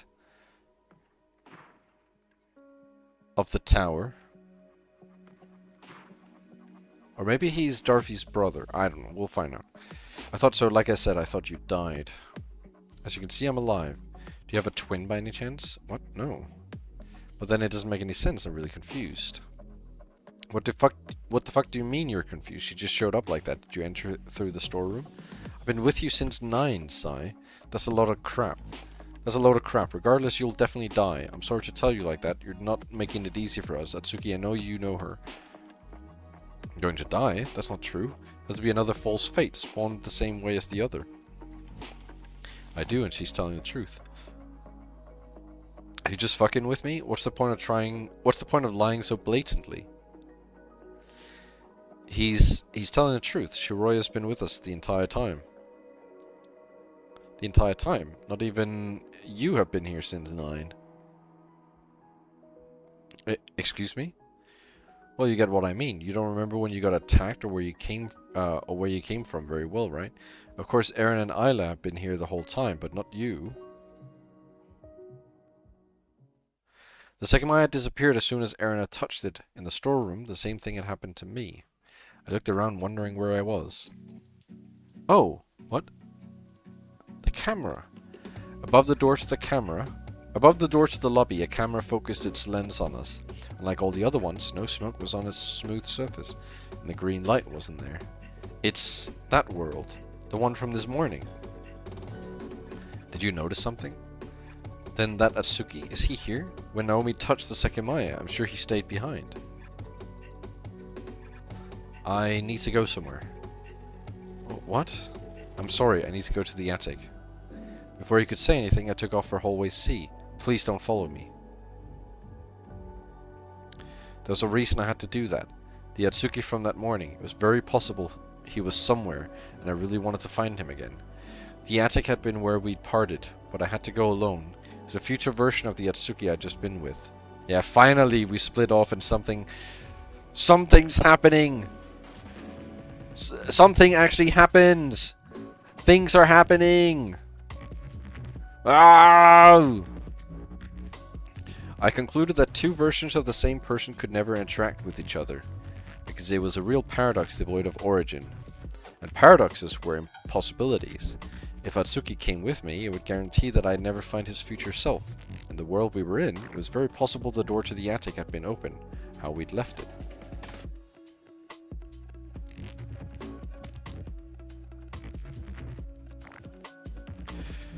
Going by myself, I could find him.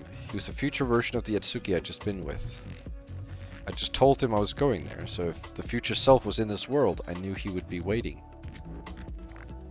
Yeah.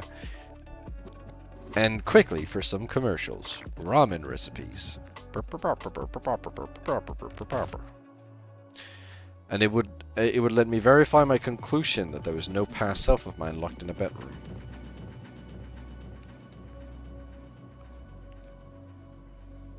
When I confirmed I wasn't being followed, I exhaled in relief. I tried to open the elevator, but it wasn't there. I should use it. If he's on another floor, he'll at least hear me. I pressed the button and waited for the elevator. Once it had come, I stepped inside. The 7 button wasn't available, but I still had the key to the attic. After getting it out of my purse, I enabled the button, pressing it to start ascending. On the way, my anticipation compounded. My heartbeat meshed with the slight friction of the ropes above.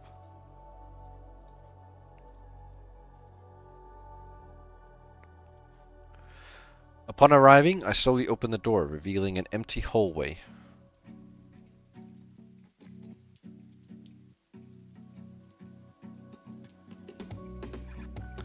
I stepped out and walked to the turn. As soon as I looked ahead, it was settled. My past self wasn't there. Both bedrooms were open. But where was Atsuki? It didn't seem like anyone was there. I headed to the living room and looked at the floor. These footprints, they're very recent. Then a sound came from the stairs. Fixing my eyes on the door, I noticed it was approaching, and finally it opened. The person behind me, were they the one I wanted to see? There you are, you did come. I'd forgotten you had the key to the attic. Are you the Atsuki from this morning? Yeah, I'm glad I wasn't wrong. You knew I would be here, right? You remember what happened? He nodded. That was it. I'd finally found him. We just had to stay together from that point on. What had happened after I traveled didn't matter anymore. As long as I stayed with Atsuki, we'd be together at 9 p.m., which he had lived through once already. I was so relieved, and he looked the same. However, there was something else on his face. I felt there was exhaustion. Have you been here all this time? When you disappeared this morning, I tried to find you, but I was in another world, right? I think so. I learned a lot of things. It's been longer than you think since I saw you. What do you mean? You said the recording was real, right? What happened at 9 p.m. and why did both of you appear at the start of today? Why did we travel to this morning? I know the answer now. I remember what you told me. You said you traveled to the 30th of November and that a few days later you touched the Sekimeiya in the tower. Is that right?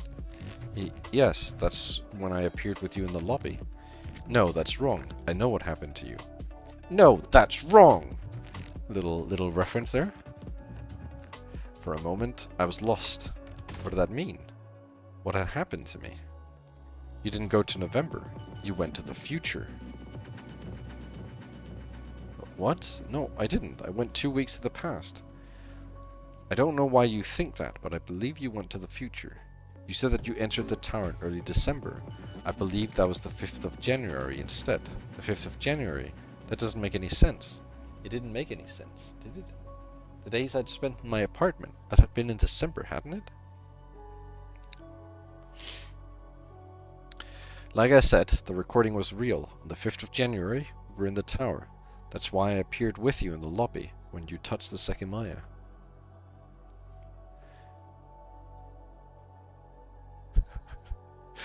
Shut up, Roger! No. How would I have gone to the future? There's no way. With the Sekimeiya, there were 2 of them. I know, I saw that too. What do you mean, though? I've thought about everything that happened. There were always 2 Sekimeiya, but only one of them made us go to the past, the other one made us go to the future instead. The one in the water tank sent you to the future, but that wasn't the first time. It was the first time you traveled forward in time. There were others. I was at a loss for word. That couldn't be the truth. It didn't make sense. But if it had happened before, earlier when our past selves had traveled to the attic, I'd pressed the elevator button 2 times, and only one of them could have caused the sound we'd heard. If we'd appeared in the future instead, that solved it. We'd immediately thought we'd traveled just a few minutes to the past, because the handle in the bedroom had been reattached and our footprints were still visible in the living room. But that would have been the case a few minutes into the future too. Was that really possible though? Wouldn't we have noticed a ton of contradictions?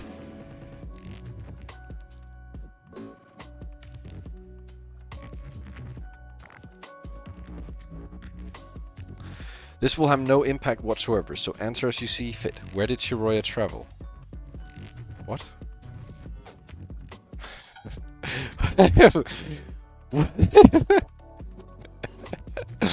Good. What the hell is this? Yeah, here's a riddle for you. This will have no impact on the story whatsoever. But where did you travel?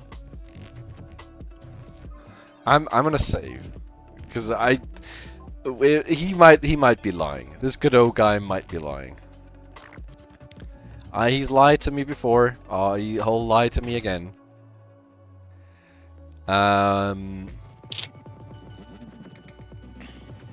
We'll trust Atsuki. We'll trust Atsuki. Do not trust him. We'll trust Atsuki.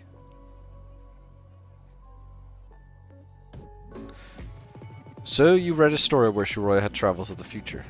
That was the truth. Everything around her pointed to it. Yet she failed to notice it. She felt free after so long, which prevented her from realizing that she was still trapped.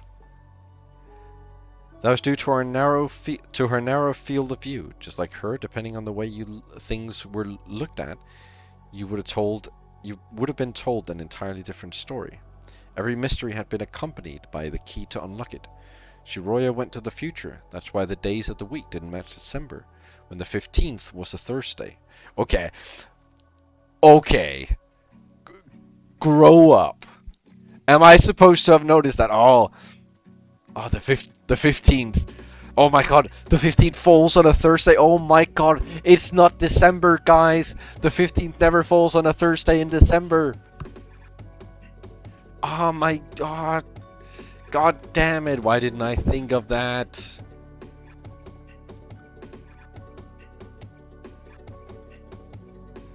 That's why it wasn't snowing when she stepped out of the drainage channel. That's why as soon as she got home, she heard fireworks celebrating the New Year's. But one time, Dorothy told her she could drink alcohol. Given her birthday, that meant she was already 20 years old and legally allowed to drink. There were countless keys, but some of them had been much smaller than you might think. I didn't see any of the keys because I was too busy listening to 40 minutes or 40 hours of fucking ramen recipes.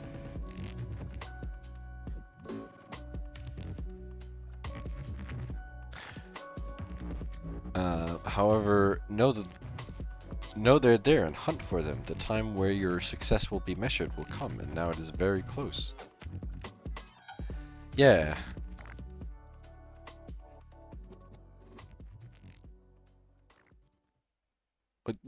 So now what?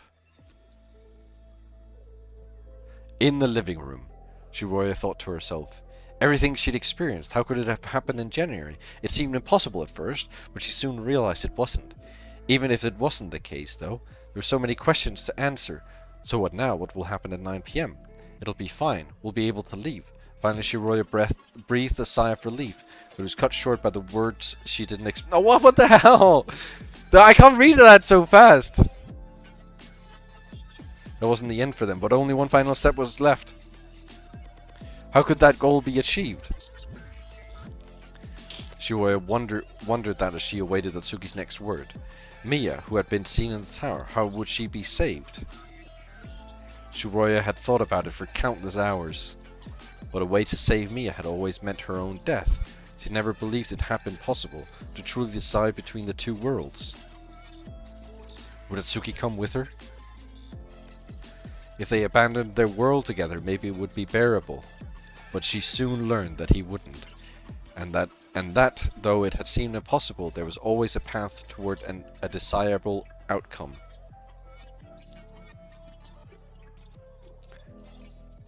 Is the principle of this story just gonna be like, never give up? Hello? Black screen? Hello? Is that it? Is that... Oh, complete chapter 3. A matter of perspective.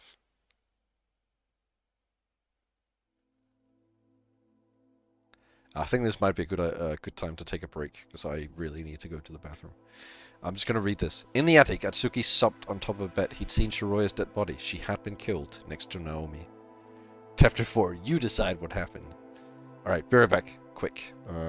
While I go to the bathroom. Oh, I need to mute.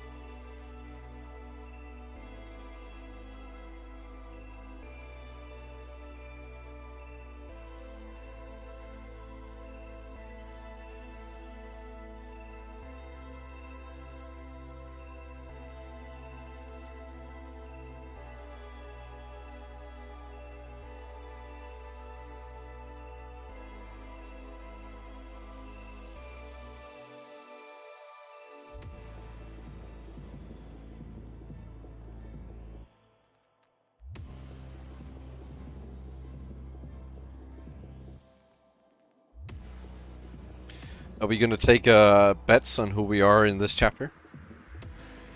Who do you guys think we are in this chapter? Welcome, Tarks.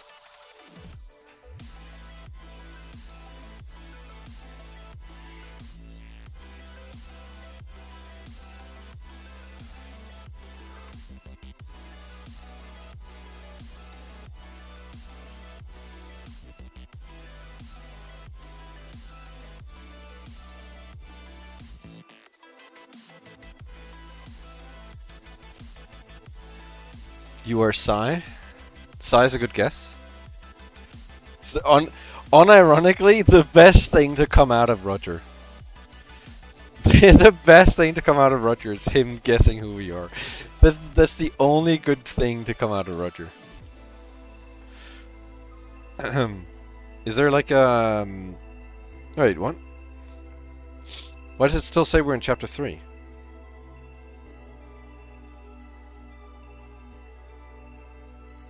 What?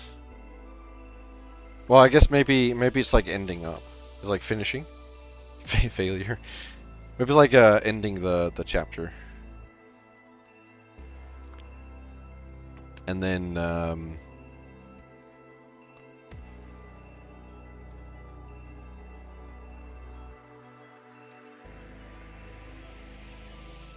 you answered the inconsequential question wrong. Oh, is that why it's failure? Oh my god. Where's the chapter 3? Well, it does say 26. Oh, it is red. Okay, so this is like the ending chapter for chapter 3. Or for the ending section for chapter 3. Welcome, Shu. Welcome in. Let's shout you out, Shu. Shusk. What's the emote? Shusk. Who's?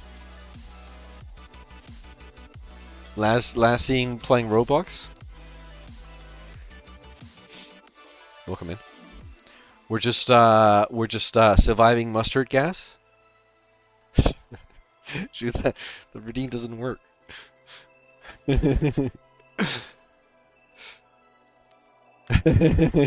Oh. Why do you have a skull? Brightfest. Pop up mustard gas? Yeah, we're surviving mustard gas. Welcome, Arquick. We're surviving mustard gas. There's a lot of Manhattan Cafe on the screen. A lot of Manhattan Cafe. And then a cafe in Manhattan. Oh my god. Alright, let's continue. Robolux. Atsuki couldn't believe the world had suddenly taken such a turn. Shiroya couldn't have possibly died mere days after Miya. He had been more hopeful the previous night. It was absurd for him to think that he was in reality. But his tears conveyed what he already knew. He would never speak to Shiroya again. He had run up the floors after seeing the body. The attic should have been locked. That hadn't been the case. After failing to find who he'd been searching for, Atsuki had collapsed onto the bed. It's good that more people are joining in. We need as many perspectives as we can to solve this. /ban Roger.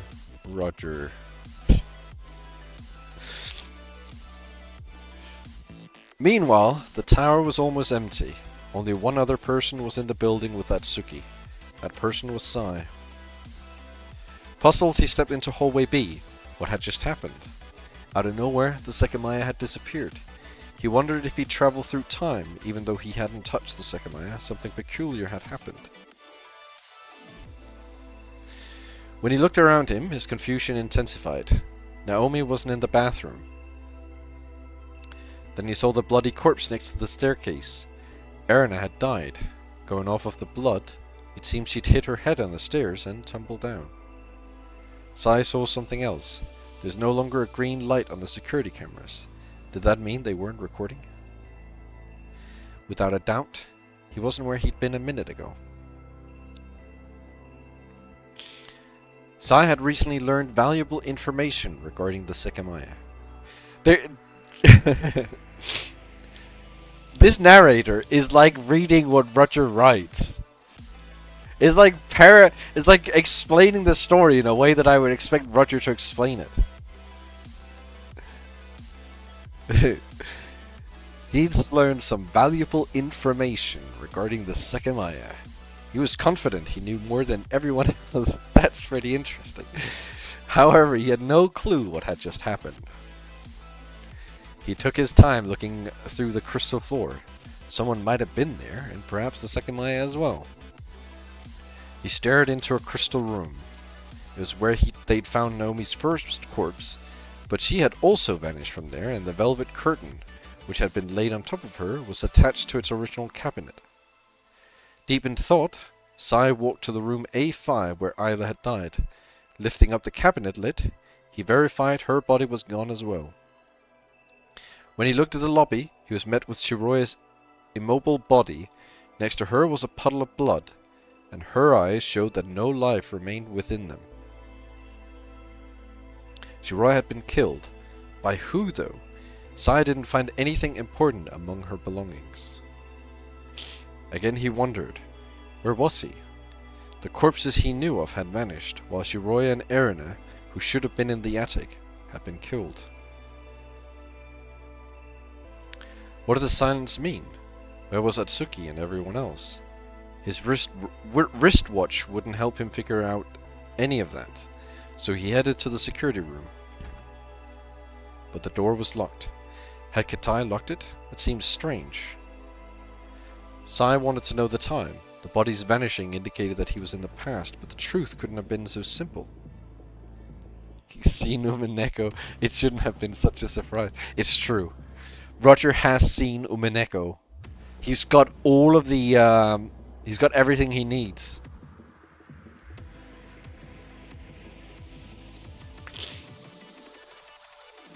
The future, perhaps? Had the earlier crimes been covered up? Sai wasn't sure what to think. Then he looked at the elevator, frowning in consternation. The button was gone. Nonetheless, when he tried to open the door, it budged. Inside it was blood and a pile of metallic panels. It was a long time later when Sai stepped into the attic. He hadn't found anyone else, and only the last floor remained. He immediately noticed that the suitcase was gone from the sofa. But Atsuki's sobs began to reach his ears. His cries came in broken bursts, muffled by the pillow. Have you ever experienced consternation? Consternation. Yes. Is the music from the game? It is. How do I see that again?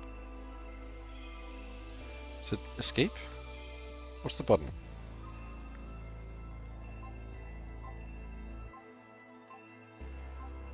What the hell? There's a button where you can literally press it. What the hell? No! There's a button you can press and it shows the music, but I don't remember what button it is. Try M for music? No. We pressed it last time. No, not auto. No! Why would he add such a button? Try J for jams? No.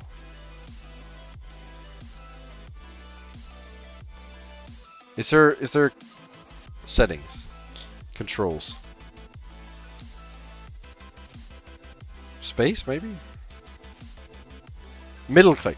It's middle click. There. Fever Dream by Shinsh.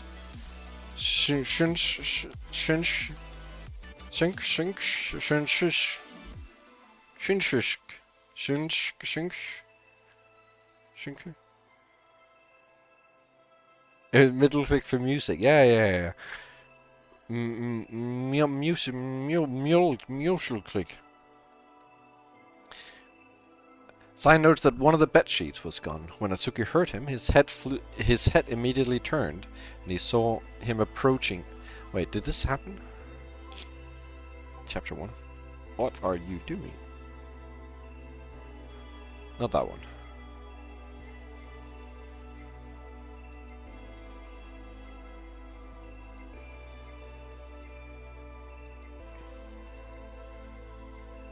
Was that not what he said? Yeah, okay, here it is. No, what? What did how did he say it? Question mark? Dot dot?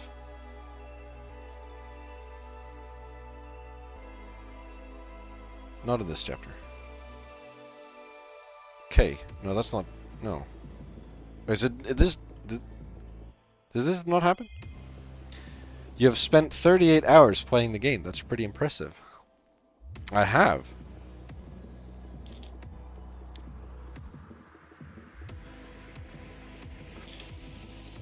When was Sekimeiya? I was in my Twitch top 5, Mike.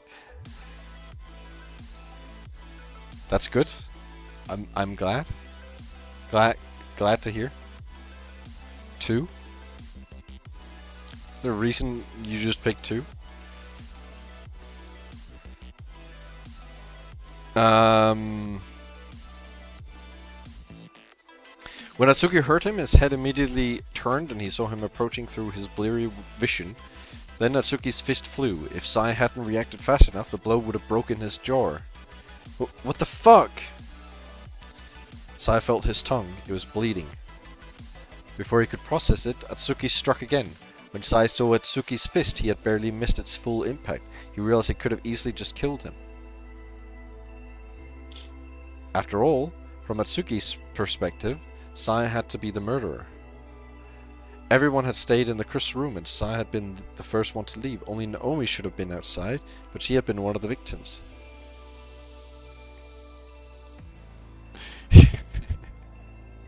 You didn't have to answer that, Tarks.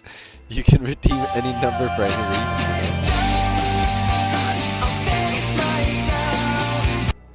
Thank you, Arquick. Atsuki one punchu!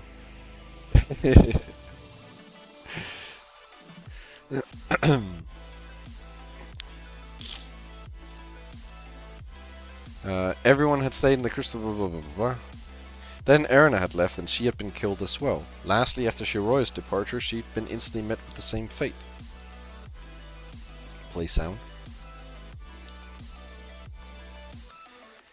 It was only Sai who could have done that. The one still alive, who had willingly not returned. However, Atsuki wasn't aware of where he was.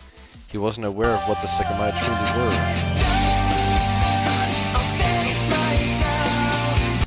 So true. As he had never witnessed their powers. So jolly. Ho, ho, ho, ho. Merry Christmas. Merry Christmas. It's a really jolly time. When Atsuki's third strike came, it was immediately returned. Inside his hand was a knife that slashed Atsuki's shirt. That confirmed it to him. Sai was the killer. He had just tried to make Atsuki his fourth victim. He felt a chill up his spine. He couldn't die there, not after Shiroya's death. But he wasn't a match against Sai's knife.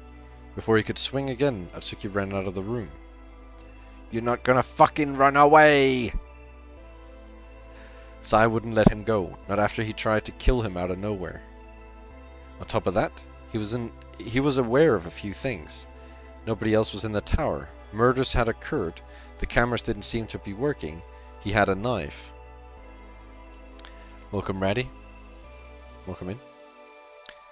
He had been handed the perfect circumstances to finally know what killing a person was like. When he cut his shirt, Sai had discerned fear within Atsuki's eyes. He had run away. There weren't many places where he could hide. Sai had enjoyed Atsuki's presence in the tower, and he was poised to enjoy it even more, thanks to the knife he had. He could hunt him down. And at the same time he felt enraged. Atsuki had almost killed him. He'd almost suffered a sudden, clueless and pathetic death. His confusion towards the world was gone. In the blink of an eye, Sai's thoughts had shifted drastically. He grabbed the key to the bedroom. Strangely, it wasn't where he'd left it, but in its original drawer. Then he grabbed the one in the other bedroom and removed its chain with a screwdriver. With that, Atsuki had very few places to hide. The key to the attic had been in the door and Sai had grabbed it. That meant Atsuki couldn't lock himself inside. The two remaining options Sai could think of were the security room and a bathroom, which could both be bypassed with Kitai's keys. He began to search for him, aware that Atsuki could attack first. In the living room, he saw footprints running out, yet he cautiously looked through the whole floor to confirm Atsuki wasn't still there. Coming out of the partition, Sai stared at both bathrooms. He noticed only one of them was closed. I see, so you're here. Atsuki opened the door. Atsuki! I bet you want to know what happened to Shiroya. Open, you stupid moron! Oh, I see. You're not answering, because you're already dead. Sai grinned in the storeroom. What? Because you're already dead. What? Straight. What the hell? Sai grinned. In the storeroom on the crystal floor, he had found both Sekimeiya. He'd had a reason to hide one of them while leaving the other there, but what mattered was that he had access to both. That bathroom was where Atsuki had hidden.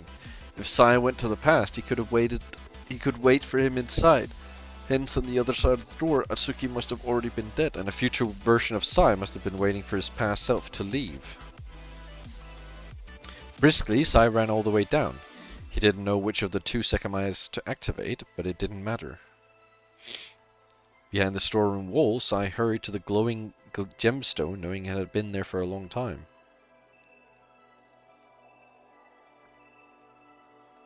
Atsuki had been in the bathroom on floor 6 since Sai had gone down. He had no idea how much time had passed, but the silence hadn't wavered once. How long had it been? Perhaps 2 hours. No matter the time, for Atsuki it had been a still instant. Atsuki's mind had been consumed by the persistent image of Shiroya's corpse. Why had Sai not come back? Had he killed everyone else? He'd been in the tower for Atsuki was incapable of shedding more tears. He'd been in the tower almost the entire day, and he didn't know if the exit would ever unlock. He wanted to leave the bathroom, putting a firm end to Sai. That desire spurred him onward. What if the police couldn't prove what he'd done? Exploring that thought for a second almost broke Atsuki. He had to find Sai before the police, but he was wielding a knife, and Atsuki didn't know where he was. Remove the toilet cover and use that. The lid, toilet lid. Lid of the toilet. Remove that and then use that. Like whack him over the head with that. Finally Atsuki was able to reach for the doorknob. He didn't think he had decided, but he couldn't stay there anymore. Or the trash can, that works as well. Sai hadn't been waiting for him outside. The floor was as desolate as it had sounded. Atsuki had heard him going down the stairs hours before. The red around his eyes had mostly faded, and they were otherwise empty. Slowly, he descended to the 5th floor. But the Sai he was searching for wasn't there. He wasn't anywhere in that building. When he arrived at the lowest floor, he was drawn to the open storeroom beyond Erina's lifeless body. There, he learned of its secret. Again, the vague posting. What secret? The movable wall was open, showing the way to the hidden corridor. Behind it, a strange light came from the floor. Did you find a note for the... Yes! I have found so many uses for the note system. I have written so many notes.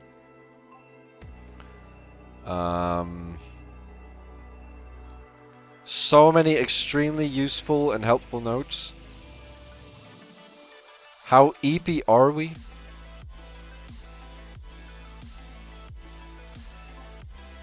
Why is this red? Not the text below this. The text below this is red because I set it to red. I mean the boxes themselves, you see how like the boxes behind the text are like reddish, but if you scroll up a bit they're more like greenish, bluish kind of deal. What's up with that though? We don't understand the notes? No. We do understand the notes. We completely understand the notes. Shin helped me write some of the notes. We know exactly what the notes imply. Every single one of us. Natsuki didn't react, but he crouched beside it. When he placed his finger on it, he retracted it immediately. He'd been burned, and before he could be surprised, the lights went out. With a faint glow in the rooms, the movable wall had closed. Mike, is this just a visual novel? This is just a visual novel. I did not have anything to do with the note-taking. Shinjuk had most of it to do with the note-taking. Yes. Is it more like 999? It doesn't have like the puzzle gameplay, no. It's basically just visual novel. It's more like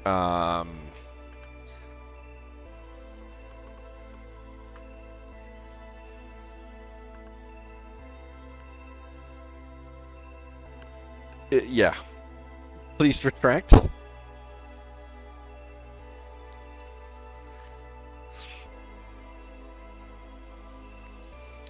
Astonished, Atsuki looked behind. It's like it is like rating Luke, but the problem is I can't say it's like rating Luke because then someone's gonna be like, oh, interesting. What's rating Luke?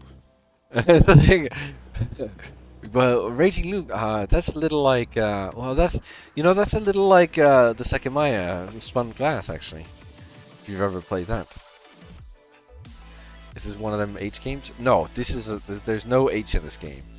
It does have the best girl, Shiroya. She's the best girl. Don't ask Shinjuk about the best girl, because he's obviously wrong. The best girl is Shiroya. Best girl in the entire game.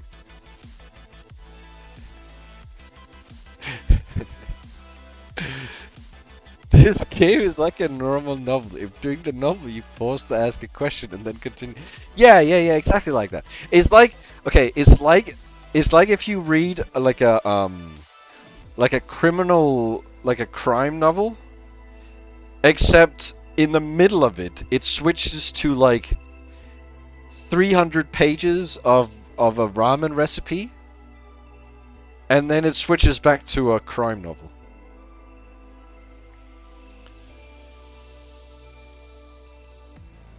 That's what this is. Yeah, have you heard of Umineko? Yeah, have you heard of Umineko?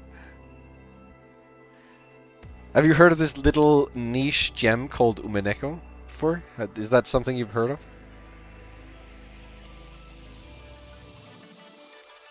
You might never have heard of that. It's sort of like obscure, like it's like you know, it's super obscure. Like it's really no one really knows what it is, and stuff like that. So you might not, but it's sort of like that. Astonished, Atsuki looked back. The wall was in place, and where there had been a soft glow before, there was nothing. He stood up and walked into the darkness. Immediately he counted a door that he couldn't open. Its handle was missing. He stepped back to the wall that had closed. It didn't have a handle either, and he couldn't get it to open. For an instant, Atsuki thought he'd been trapped, but he soon felt the area that allowed him to open the hidden wall. In the hallway, Atsuki stared at the stairs in fright. What had happened to him? Erina had just been there, didn't she? Yet she no longer was, and the sea of blood that had been there had been reduced to a single droplet. When he looked at the other side, the sensation persisted. The event room had been open when he'd entered the storeroom, but it wasn't anymore. Nobody was in it, but the same glow lay on the floor near the cabinet. That was when Atsuki understood what it had been, the Sekimeiya. As he crouched next to it, he shivered slightly at both the temperature of the room and how odd everything was. Could the Sekimeiya really have disappeared when he touched it? And why had he been burned? He still felt it on his finger.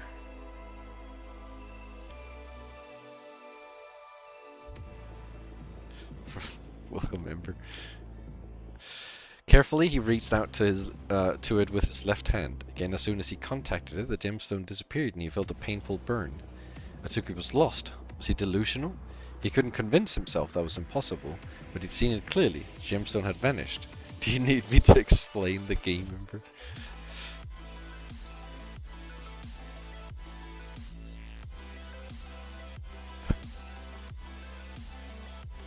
No, I don't think Roger should be answering that question. I don't think Roger should be answering that question. Roger is not in a shape to answer that question. He turned yellow? What do you mean I turned yellow? What does that even mean?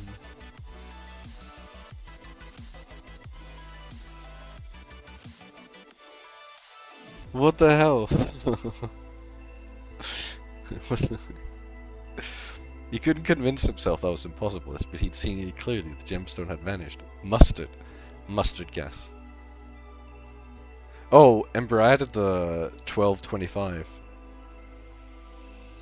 sound effect.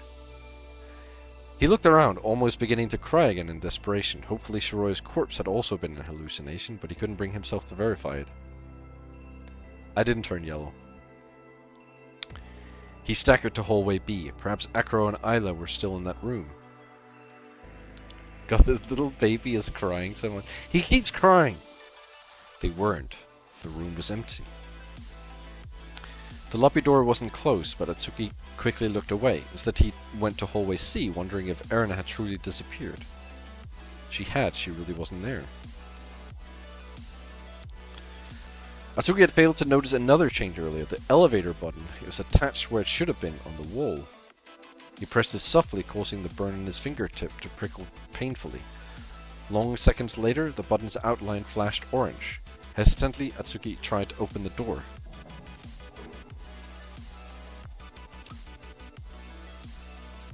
Okay. What?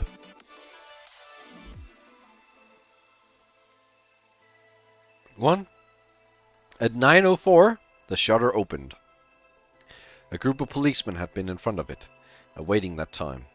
As soon as the glass came into view, they saw a figure of a young girl lying next to a puddle of blood. However, they couldn't rush in. An unknown gas was quickly detected inside the building. Not the gas! Is it actually... If this whole story is going to turn out to actually be related to the gas, it's going to be fucking crazy. When they were prepared, the team raided the Shia Tower. The girl in the lobby was young and had blue hair. She didn't have an open wound, so the blood next to her was strange. On the other side of the door was another body, along with a much larger pool of blood. An older woman was found. She had hit her head on a step, dying instantly. It all comes back to gas and ramen. What exactly had happened during the 12 hours when the tower had been sealed off? The officers were speechless as they stared at the corpses. However, that was nothing compared to what awaited in hallway B. Oh my god. The entire floor was red. It took a moment for the first officer to realize that it was blood, not lighting. Then, when he saw its source, the wine was knocked out of him. He froze, knowing that it would have been the most gruesome image he's ever seen. The sad remains of what had once been a human being. In the middle of the hallway, by the door of a crystal room in the right wall, was the origin of the blood. It wasn't a body, it was only half of one. Cosmic fart by an eldritch entity? Holy shit. The other half was beyond the door as it had split in two.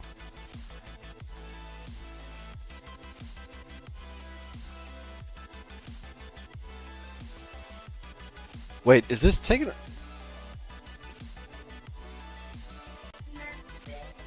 Why has this been taken off YouTube? What?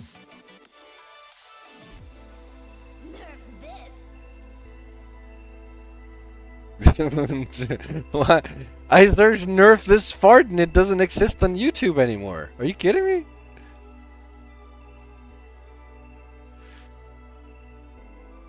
What? What the fuck? What? What? Where am I supposed to put this?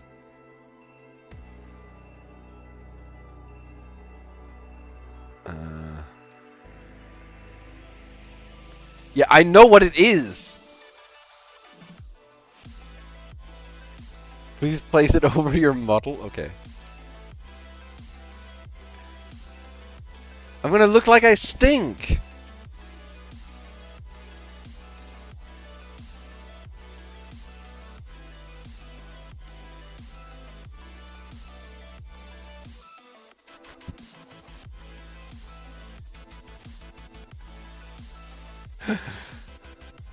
I look like I smell.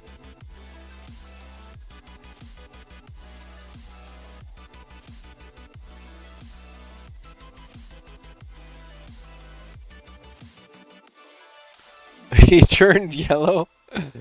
Shut up.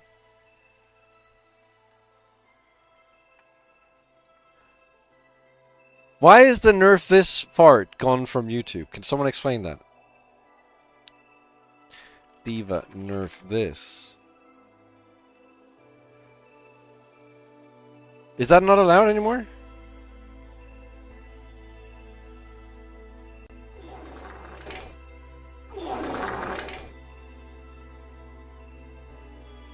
Deep breaths might it'll all be over soon.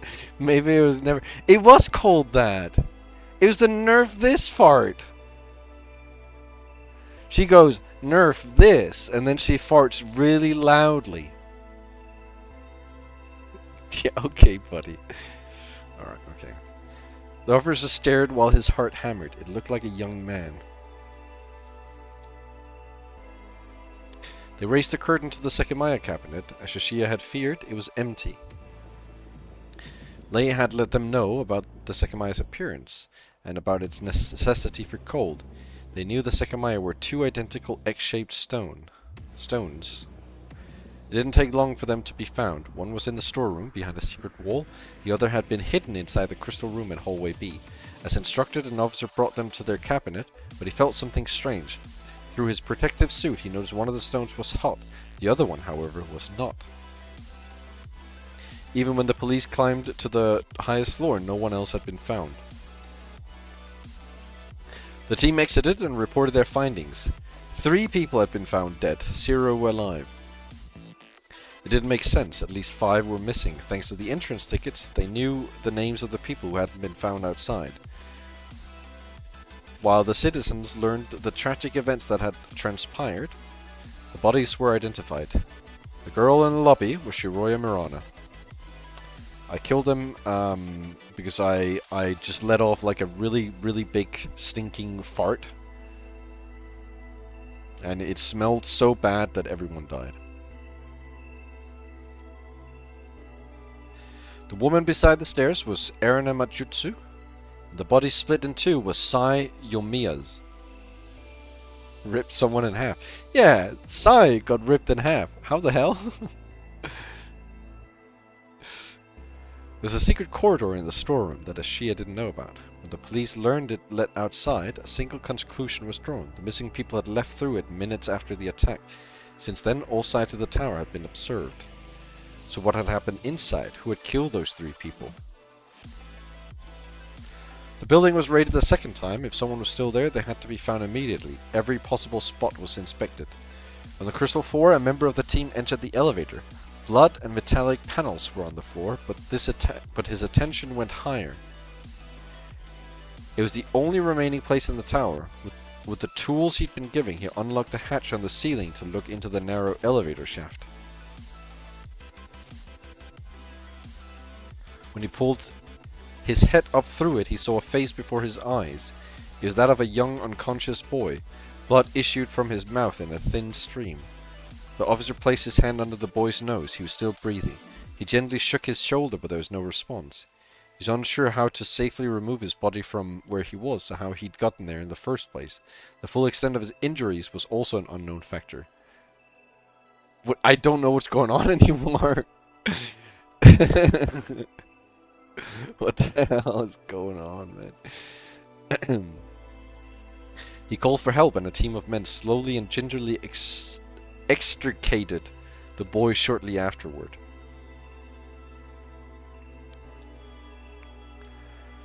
Atsuki Hakutoki That was the name of the person who'd been found above the elevator. Hours after his rescue, he regained consciousness.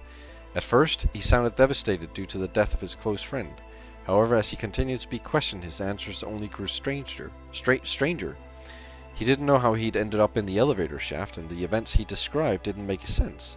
According to him, the missing people had been in the building for hours, which the police rejected immediately, as there was no way they could have been able to escape through the secret door. Young boy. Well, he's like 19, isn't he?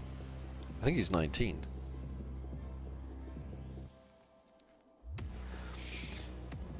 He didn't have a valid explanation for any of the deaths. No clues of the crime scene pointed to their truth, and no video footage has been recorded.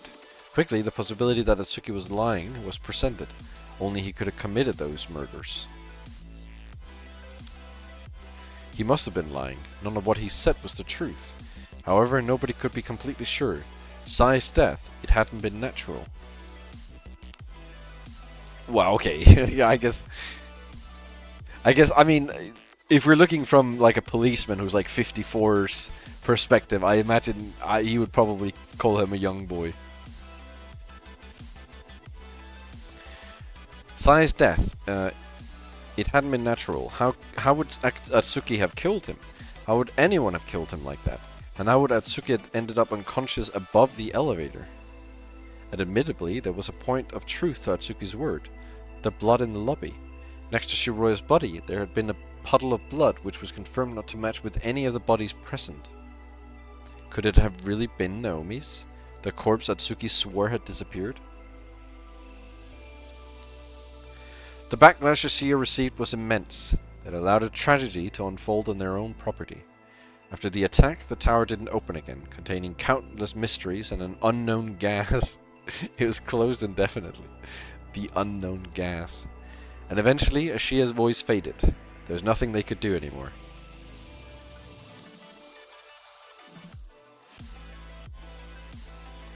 Many weeks had passed since December 15th. Lonely, Atsuki looked at the sky through the glass of a window. He could not yet believe what his life had become, and imagining the worst years ahead of him, he could only cry. The sky he saw, he wasn't happy he could still see it. He wanted it to disappear. And it did. What? Through the glass of a window, the cloudy sky could be seen.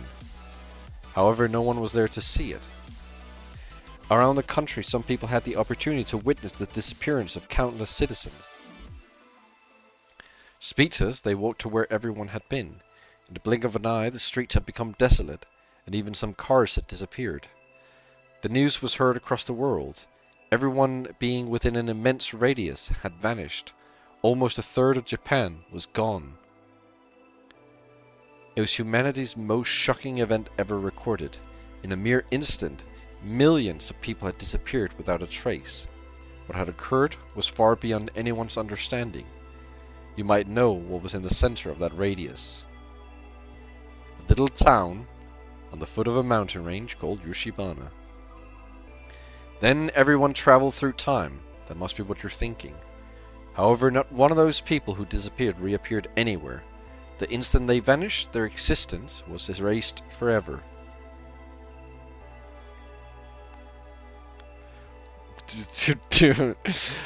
Okay. I feel like around like, let's say, the middle of every chapter, I'm like, okay, I have an idea of what's happening now. I have like I don't know exactly what's happening, but I have like a baseline to go after. And then at the end of every chapter, I'm like, okay, I have no idea what's going on anymore. I'm at a loss of words. I have no idea what's happening. It's like the same thing every time. It's like, okay, I sort of get it. I sort of have an idea of what's going on. And it's just like, you know what? I actually have no idea what's going on. Aaron was covered by a vast cape of snow. During the winter, Caliant were the only flowers that had survived the climate. They encompassed its entire spectrum of flora. A member of a large range, the mountain extended behind Yushibana, its perpetual snowy top reaching higher than the others.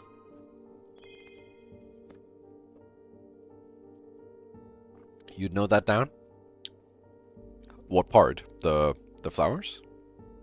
The Callian? Years had passed since it had last been visited. It had long ago been said that only its neighbors were holders of innumerable gemstones. On its base, different species of Calliant. Fucking hate you, Roger. Fucking hate you. On his base, different species of Calliant peeked through the snow. After so long, however, they were accompanied by something else. Human footprints marked on the ground.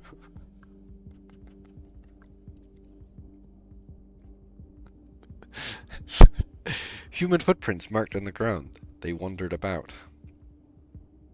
Far from them, a man walked on the snow. His name was Gan, and in the distance he could see the mountains he'd often traveled through. It was the first time he'd brought his equipment to Aeron. He'd always been curious to know whether the common belief about it being devoid of value was true. And after hours, he had verified it. He hadn't found any caves, and the surface had been harder to traverse than Aeron's neighbors.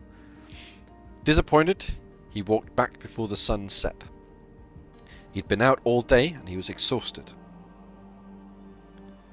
He was walking down a narrow path. Something caught his eye. He'd already crossed the tree line, so tall trees were surrounding him. He stopped himself when he noticed an opening between the two of them. Intrigued, he walked over to it, and as soon as he got closer, he realized what it was. An entrance to a vast field of grass, enclosed by the trees that hid it from view. However, what truly stood out was farther ahead. It was a wooden cabin. In the corner of the field, it lay covered in white. Speechless, he was drawn to it. The grass was tall, and it was almost concealed by snow. Slowly making his way inward, Gan didn't take his eyes off the cabin. He'd never heard about it, and it looked abandoned. Many questions came to him, but they all suddenly vanished. No, I think this is how the Sekimeiya was found. He looked at the ground. On top of the snow, he'd almost missed something that easily blended in. Was it an egg? He crouched by its side and felt its surface. Strangely, no snow was on it. When he touched it, his face was one of amazement. Incredibly smooth, but it was heavier than it looked. He'd never seen anything like it in his life. What was it? Why was it there? Gan didn't care and was eager to bring it home. It looked like a gemstone, but it hadn't been underground. Content to have found something, he kept walking toward the cabin. The door was open, so he took a look inside. A few spiders had set up shop there. Most of them had died out throughout the winter, but their webs still decorated the room. Gan didn't dare to look into the storeroom. The last thing he wanted was for some large spider still living down there to be disturbed by him. What were they selling? Shut up. They were selling web. You know? As he'd expected, it didn't seem like anyone had been there in a long time. The 27th of November was a Sunday. That was why Gan had chosen it to go to Aeron. Late into the day, he arrived at home. With one hand, he unlocked his front door. He stepped into his shop, Musashi Gemstones. He left his discovery on a stand and hurried to turn on the heater. Then he grabbed the phone and dialed the number which he had memorized. Where's Saber? Different story, mate. Lei, I'm so sorry to call you this late. Is it a good time? What do you want? I just found something that will interest you. You will have to see it. The 27th for the Sunday? Is this the future or past then? I believe this might be the past, because the 27th falls on a Sunday in November. I just found something that will interest you. You will have to see it. Is this about a gemstone? Yes, but it's not a normal one. I found it on Aeron. It is unlike any I've seen. Is that so?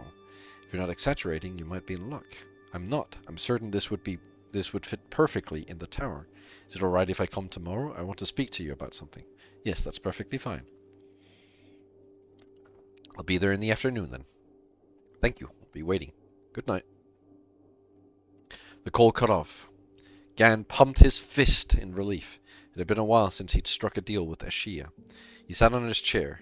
He was tired, and he had to think about what he'd say the next day. A while later he raised his head. He had noticed something.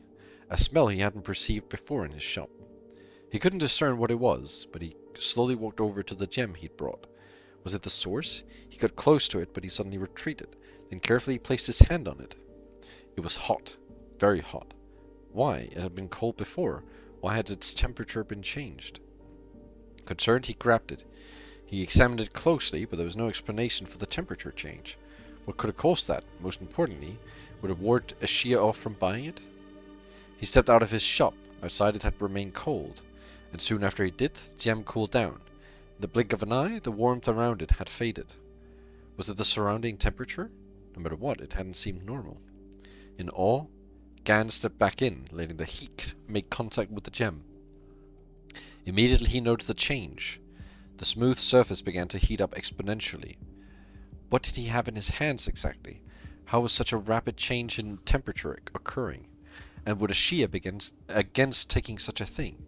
Gan began to worry. He remembered that long time ago Ashia had sold him storage cabinets. One of them had been equipped with temperature regulation. Biting his lips, he went to the storage room. One of the dusty cabinets had a wheel on its side. He dragged it close to an outlet and plugged it in. The temperature in Yoshibana was about 0 degrees. Matching it, he rotated the wheel and brought the gemstone there. After leaving it inside, he waited for the temperature to stabilize. And when it had, he touched the gemstone one more time. All warmth was long gone, and the smell had also faded. It was bizarre, but Gan's mind went again to Ashia. What would they say about something so peculiar? Tired, he went to his bedroom. He knew he would fall asleep instantly. He was still in his mountain equipment jacket, hat, and gloves, so he hurried to take them off.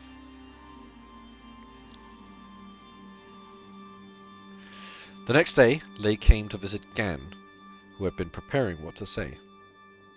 After a warm welcome, she was brought to the Sekimeiya. That was the name Gan had chosen for the gemstone. As soon as Lei saw it, she let him know that Ashia were interested in buying it. It had taken a lot less convincing than Gan had expected. Lei let him know the reason.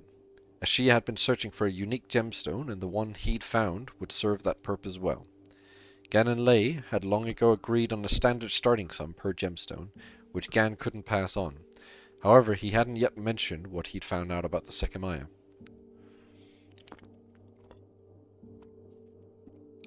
Yesterday, I noticed the heater's temperature might have damaged it. That's why I've got it in a cold right now. Oh, it's cold in there? Yes, I advise you to do the same. The lower temperature seemed to immediately alleviate the problem. It's currently set to 0 degrees. That's fine, we can do that. Good. Just in case, I would suggest you not touch it while it's not refrigerated. It's delicate, so I wouldn't risk it. Lei silently nodded. Gan took a deep breath. If Ashia did what he had instructed, there would be no problem. Big Sammy. I'm such a fat fucking chud. No one, there's no mention of that number. What the hell? We'll deal with the paperwork, then. You know the usual. We'll be here this Wednesday. Is 9 p.m. a good time? Sorry if it's too late. We're pretty overloaded. Yes, any time is fine. I'm still open at that hour, so I'll have everything prepared. Perfect. Both of them bowed and Lei calmly exited his shop. When Gan woke up, he didn't open the shop. He'd been thinking that something else could have been on that mountain. The gemstone he'd found. Why had it been there? Snow had fallen days prior, so why had no one been on it? Had someone dropped it there? Someone who knew about that place? Ashia paid well, so Gan hadn't stopped thinking about going back to that grassy field. Was it possible he had missed something? When he spotted the familiar opening between the trees, Gan deviated from the narrow path. Big Sammy. I'm such a fat fucking chud. There's no mention of that number. Once more he saw the short cabin. It was 2 days later, so his footprints had almost fully disappeared. He scanned the terrain, slowly stepping forward. That's Tarks. That's Tarks. He scanned the terrain, slowly stepping forward. He noticed something and hurried over to it. A section of white stood out, but it wasn't snow. He approached and slowly reached down. It was another gemstone, identical to the one he'd found. Gan searched through the entire field, but he found nothing else. At home, he called Lei and told her about his latest discovery. When she heard it looked the same, she sounded interesting. However, there was an issue, as he had already revealed the Sekimeiya's existence. On that day, the primary announcements had been made. You know what? This might be great. You remember what I told you, don't you? We're keeping the details of the Sekimeiya a secret. This could be something perfect to reveal on the day of the event. We'll buy both of them. There were many things Lei just hadn't told Gan, but that was the truth. If Sin didn't make their move before the 15th, then she could justify part of the build-up on the existence of two identical paired gemstones. That is why, until that day, most people who uttered the word the Sekimeiya weren't aware they were referring to two gemstones at once.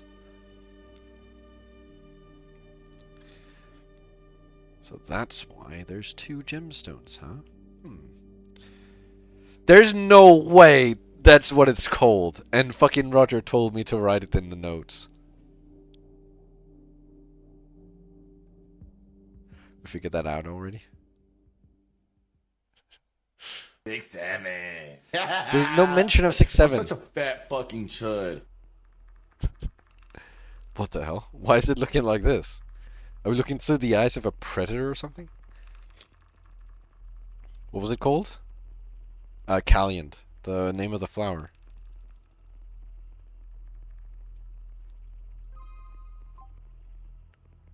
Wait, why is it starting red? Oh, wait, what? What does it having a red background even imply? Is that because we're not a specific person?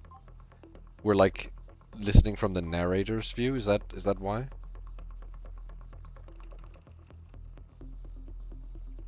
Yeah, that must be it. Because all the other ones, when they're like not red, it seems like we're a specific person.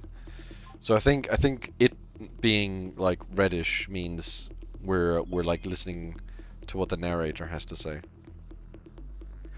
In a small town encircled by mountains, a house stood out from the others. It was surrounded by an empty field and it was often referred to as a mansion. Nice theory. What? Nobody truly knew the family who lived in it, but the numerous nasty rumors about them were known by all. For a long time, they were believed to be secretly authoritarian. However, crimes had recently started to be linked back to them.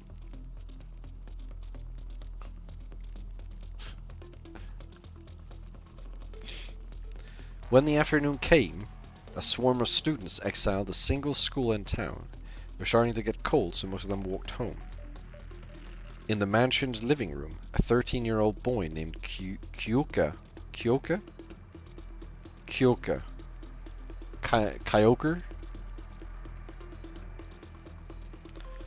sat on a large sofa. It was his favorite spot, the most comfortable place in the whole world. Idly, just passing the time, he watched whatever was on television by himself. Most days he would come home from school and do that. In the past, he had sometimes played with friends, but he had distanced himself from them as time went on. Solitude was his preference. The lesson he had taught himself from years of exposure to others was that they weren't worth his time, and so once in a while he wouldn't go to school for the simple reason that it was too much of a bother.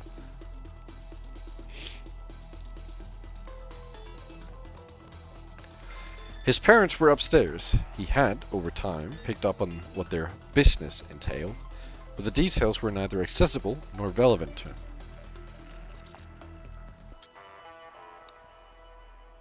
Kyuka heard... I'm just going to call him Kyoker.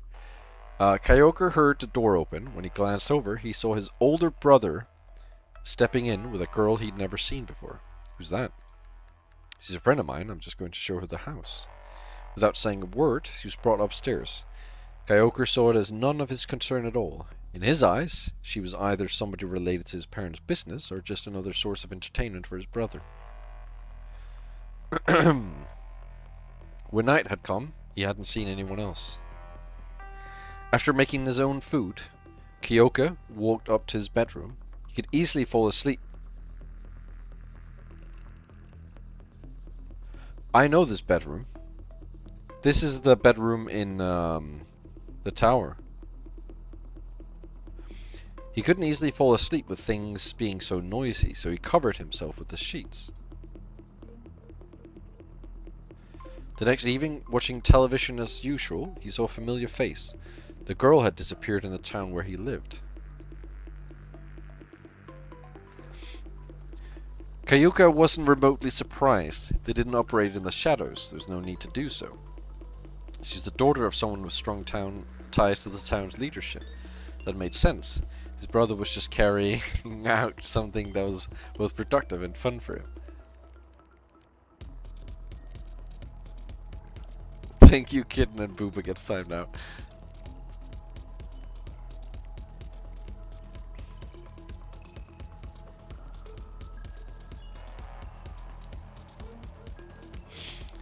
Hours later, his older brother came down from upstairs. He looked cheerful and left after instantly waving to Kyoka. This does not look like it's in the attic, though.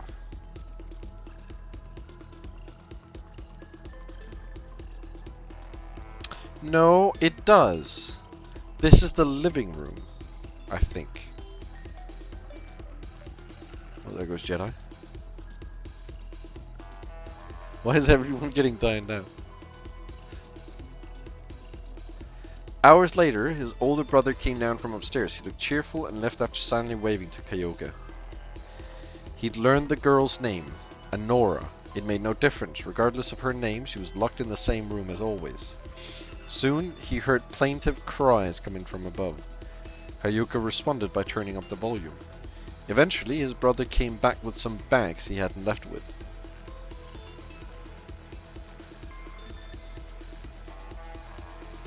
Yeah, this is the living room.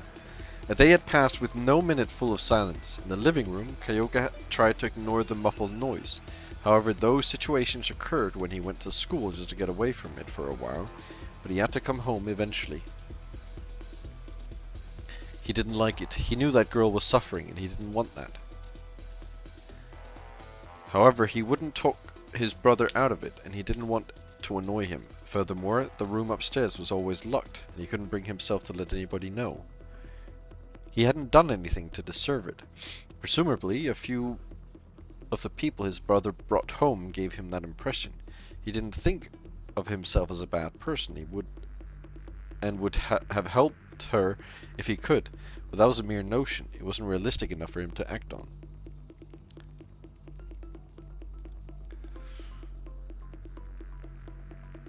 That was why he'd always stayed aside, quietly sitting on that sofa. But his mind suddenly changed when he saw something he hadn't seen in a long time. It was a key. When his brother had gone up, loaded with what he'd bought, he'd left his keys in the keyhole. Kyoka silently stood and walked over. He looked back, confirming his brother wasn't coming. Then he detached one of the keys from the ring and stored it in his pocket. Beyond the wooden ceiling, she continued to yell. On some level, such barbarism disgusted Kyoka. He was getting tired of it. When do you upload the VODs to YouTube? I have all of them on YouTube. They're just private right now. Oh my god. Maybe I should turn curses off. I think maybe maybe that would be a good idea. Sighing, he lay on the side to muffle the sound entering at least one of his ears. He'd endured louder and for longer. Part of him really did wish to take action for once, whether it was from the presence of the key or not. It had been ages since he'd last had a conversation with his brother, but at some point a part of him had come to revile his sibling. He asked himself a question. Was it worth doing something? Answering that was difficult for Kyoka. He didn't like people. They were rude, selfish, and just too much effort to deal with. If any of them had cared about him, he might have thought differently. On the other hand, he knew that he'd barely tried to speak to anyone in a long time, and his brother wasn't exactly deserving of anyone's attention, let alone approval. His parents and his brother, his whole family, was composed of deplorable individuals. He saw himself as different. It wasn't his choice to hurt people, and he would have actively stopped it if he could. So, given the fact that he could, it only made sense to do so. When he thought about it like that, he came to a decision.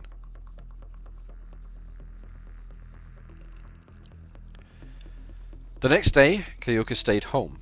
As soon as his parents left the house, he went up the stairs. The phone was there. Quietly, he dialed the police's number.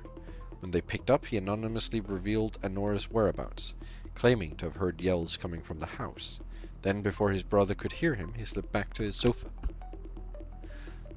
There's no way out for his brother. I'm such a fat fucking chud. There's no way out for his brother. He hadn't asked about the missing key, so thanks to that, he knew Anora would be found. Many years earlier, Kyoka's parents had added a secret to their house, an entrance or exit nobody would notice. Kyoka had seen it been used a handful of times.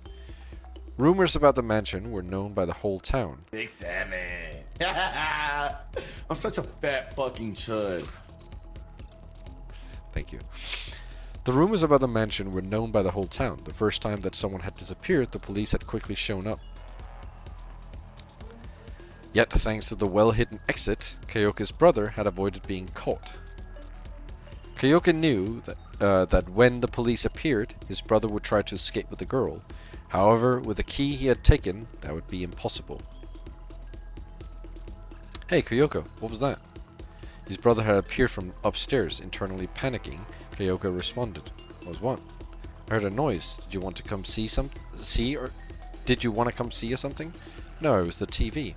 Okay. You have some free time though, right? Want to learn the works? Job training. No, I'm tired, so maybe later. You say that every time. Oh well, I'll get back to it. If you don't want to learn the family business, you better go to school more. Keep your grades up, hehe. Why is the background going so crazy constantly?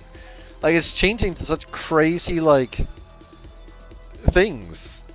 Why are we in, like, a fucking rave cave now? He went back upstairs. A few minutes had passed since Kyoka had gotten off the phone. He'd accidentally alerted his brother, but the danger was gone.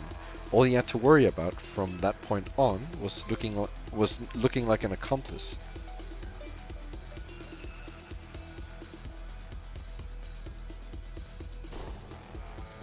Barely seconds after his brother had gone back to the room, a sharp sound came from it. No more yelling, no more anything. It was silent. A horrible feeling like being submerged in icy water overtook Kyoka. His brother had a gun. He knew that. What he didn't know was why he would just shoot the girl. The police were coming, and there were absolutely no chance his brother escaped with anything less than a murder charge. He deserved no less, but for him to kill her so suddenly was unthinkable. He hadn't given that impression at all a few seconds earlier. Kyoka stood up and stepped up the stairs, eyeing the door worriedly. Each of his footsteps was carefully placed to prevent a repeat of being detected. The door wasn't locked. He gingerly nudged it open, not afraid of what he'd see, something worse than what he'd had before, but afraid that he might be shot by reflex. The body of Kyoka's brother was on the floor, completely immobile. There's no doubt in his mind that he was dead. Something connected in his mind. His brother hadn't gone up to shoot her right away. She had shot him. The noise had been the distraction that allowed her to escape confinement and get a weapon. The girl wasn't in the usual chair he used. Around it was an untied rope and bloodstains much older than the one surrounding Kyoka's brother. But Kyoka didn't see her anywhere. The girl had vanished. Bewildered, he stepped into the room. In an instant she emerged from behind the door and shoved a gun up to his face. The barrel took up almost his entire field of vision. He couldn't think of a thing to say, no longer feeling like he was sinking. He felt nothing. Give me one reason not to shoot you too. I called the police. They're on their way right now. What? When? A few minutes ago. Her hand was shaking violently, and beyond the metal barrel, Kyoka could see her face. One of her eyes was missing, and the pain, dulled as it must have, was getting to her. Adrenaline couldn't keep her going against exhaustion forever. Why wouldn't you call them earlier? You were here when I got here. He didn't say anything for a few seconds.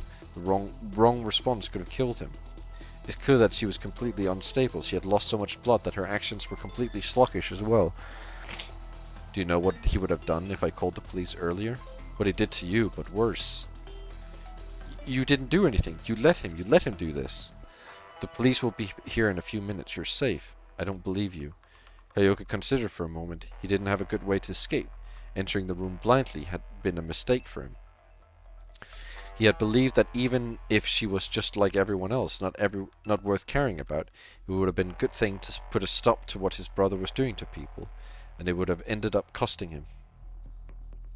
All Kyoka had accomplished was getting him killed and putting himself in a dangerous position. There's only one course of action he could take at any moment, and it happened almost automatically. Did he kill her? After repeatedly knocking, the police forced the door open. Drawn by the smell of blood and gunpowder, they immediately located the room where two corpses lay. A man and the kidnapped girl were on the floor. Immediately the entire mansion was secured, but nobody else was found.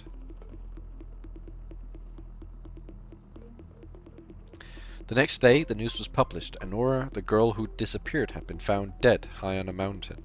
One of her eyes had been gouged out, and the other had a bullet through it. The bewildered Kyoka read that article. That day he came back home, realized his parents were there. As usual, he had no idea what they would say. Before they saw him, his parents looked terribly sad. However, when they appeared, relief spread through them. His parents didn't talk about what had happened. While he found it strange, Kyoka couldn't bring himself to utter a word about it either.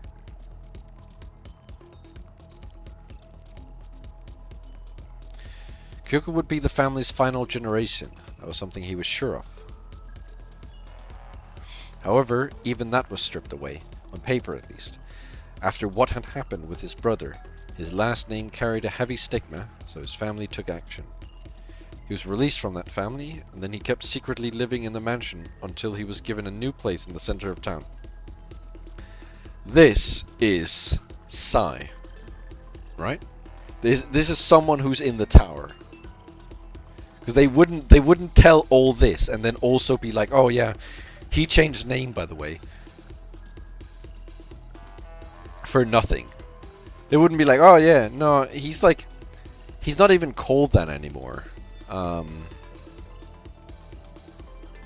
That's gonna be like so.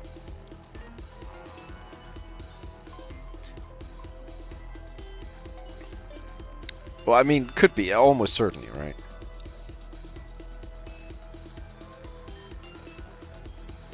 Could be the old guy. The old guy. If nothing else, he appreciated that this job wasn't nearly as dirty as it could have been, and that he had some peace and quiet.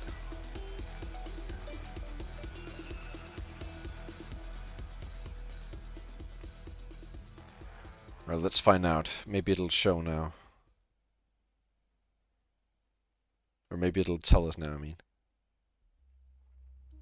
The lights turned on in the tower. Oh, wait. Before I continue. No, we're still narrator. The lobby door opened, and a man stepped into the hallway. It was Katai, who had recently changed into his working uniform, ready to begin his morning shift. He entered the security... Oh, Katai? He entered the security room. His colleague, Ku, was ready to leave. After greeting each other, Katai sat on his chair. Over the phone, he'd learned Sin had attacked again. It happened on the 24th. It had started doing his own shift. On that Thursday, there had been an event in the tower where many gemstones had been replaced. The next night, they had all been taken. Long ago, his job had started to exclusively revolve around Sin. Ashia had been outsmarted repeatedly, and every countermeasure they'd assigned was continually bypassed. It was Katai's job to put an end to those incidents. However, his thoughts on Ashia were far from positive. He'd worked in the tower for years, and he knew information that eluded public knowledge. He was fully aware that none of his superiors belonged to the Ashia family anymore. It had been long ago when the corporation lost all ties to their actual bloodline. Katai stared at the 3 monitors in front of him, and as he moved the cursor toward a folder, his heart began to race. Sin had circumvented their measures multiple times, but it hadn't been all. Camera footage had been erased, and they'd been taking advantage of the rare times when the security had been empty. Katai knew someone close to them worked for Sin. There's no other explanation anymore. There were many candidates he had considered, but they'd all looked clean. As he approached the hidden folder, he wondered again who it was. A few places in the tower weren't fitted with cameras, but trying to catch Sin on video had long ago started to feel like futile effort. Katai had ruminated on something for quite a while. He wanted to use the place without cameras to catch the infiltrator. Before arriving at the tower, he'd been told footage of the hallway A had been erased. That was why he'd been nervous all morning. But he had to be careful. Opening that folder might have been a bad idea. How had Sin erased the footage? It had always happened during times when the security room was vacant, but Katai thought that was off. Most recently it had happened when he'd been out, but he didn't think anyone would have had enough time to remove the footage. Could that computer have been infected? Like he'd done in the past, he spent the entire morning cleaning it up as much as he could. And when he was done, he sent the folder to an email address that he had created at home. That evening, he hurried to his personal computer. He'd been wondering all day if his plan had worked. He hadn't spoken to anyone about it. There's no way Sin had known about it. What? Why is there teddy bear? Teddy bear on the PC? What? Was that supposed to imply? Did he? No. They turned him into a teddy bear. He's been transformed. Katai. Finally, he logged into his account and downloaded the folder. Inside it, there was a long video. The day before Sin's attack, he'd been forced to momentarily rush out of the security room. During that time, part of the footage had been erased. Katai had been waiting for that to happen. That was why, when he dashed out of the security room, he hadn't closed its door. The footage from hallway A had been erased, but had Sin accounted for Katai's idea?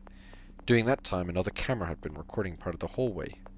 The computer's webcam, tucked behind one of the monitors, it spent most of the time turned off, but that time it had been recording the hallway through the open door. Katai had pressed the button behind the camera to begin recording.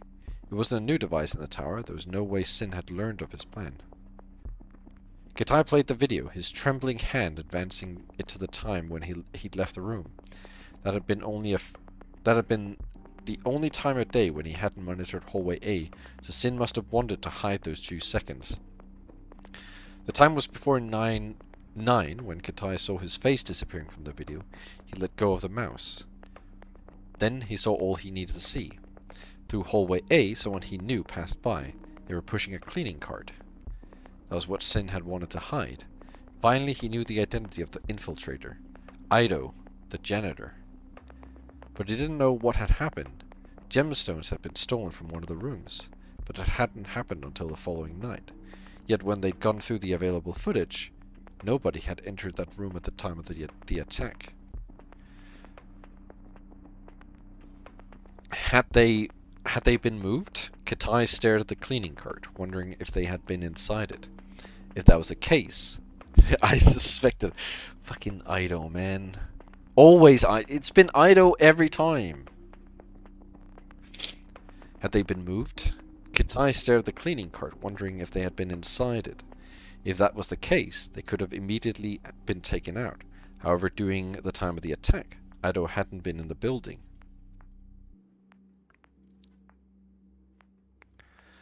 There was something else of value, Katai learned. The Footage of some cameras had been erased while he was out of the security room. However, as he'd suspected, nobody had entered it before his return.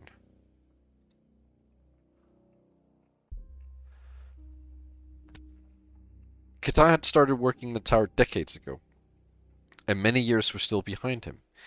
He had worked on the building's security before the security room had been constructed, but that hadn't always been his job.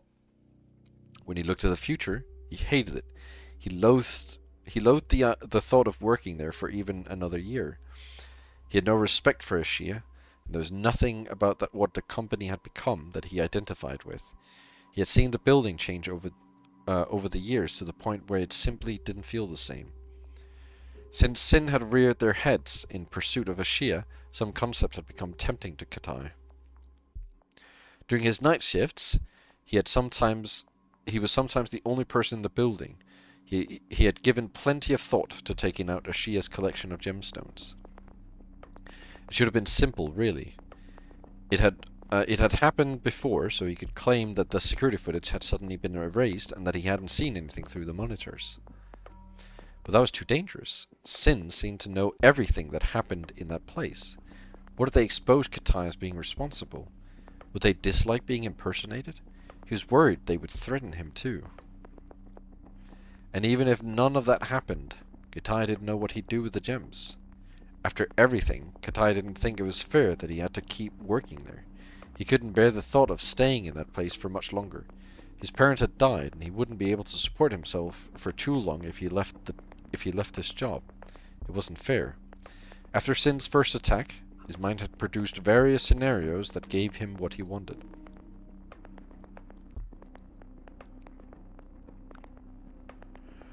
When the morning came, Kitai had slept very little. He'd wanted to find the Sin member for so long, and he was confident he finally had parents. Oh, the mention of parents. You know who else had parents? Could it be? And he was confident he finally had. Months ago, he had come up with a tempting plan. However, it was fairly large scale, so he was very hesitant to set it into motion. Kyogre. He left his house earlier than usual. On the way, he called Lei. She was the only person he'd always been confident wasn't part of Sin, as she wanted to catch them more than anyone else. Kitai, what do you want? I'd like to talk to you later. It might not be a good idea to do it in the tower, so if I meet you outside before my shift starts, that would be great. Is it important? Yes. I understand. I will be there as soon as I can. Thank you. Outside the tower's entrance, Kitai and Lei met. Furtively, they stepped aside. What is it? I've had this idea for some time. If we're ever going to do something like this, it's right now. After hearing that, Lei frowned. Meanwhile, Kitai thought of the best way to phrase what he'd wanted to say for months. It's evident Sin has a way to be in the tower without being seen. Even when we're prepared, I believe we have to stop trying to see them while they're attacking.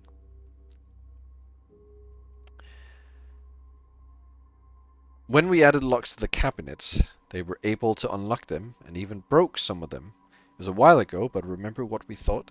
We removed those locks to prevent future damage, and because that would incite Sin to easily come back, we'd be able to catch them.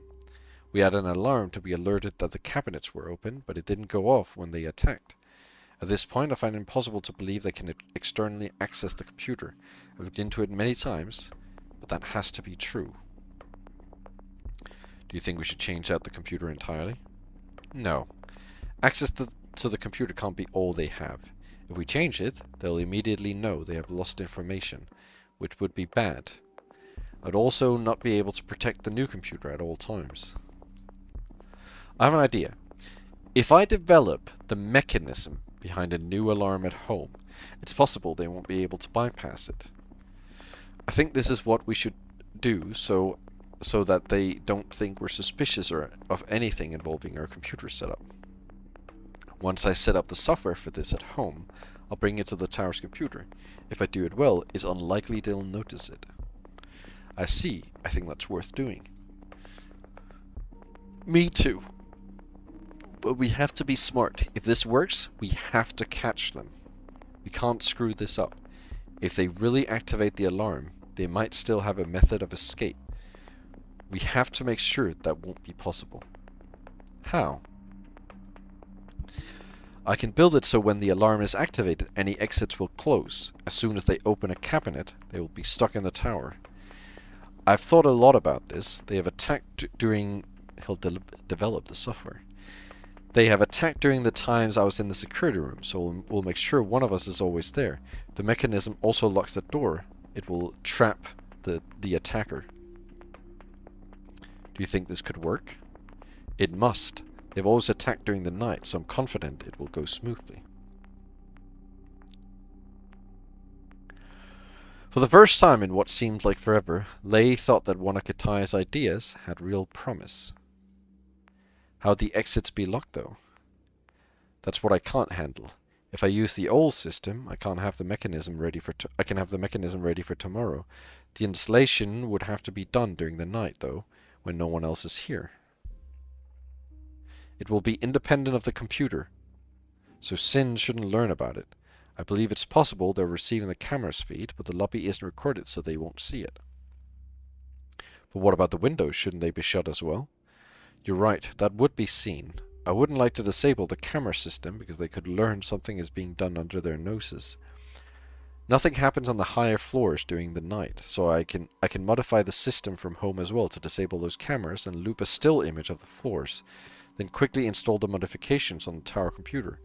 I doubt Sin would look at the footage, but if they do, they shouldn't know that the cameras were stopped. Holy shit, he's like master mega braining it right now.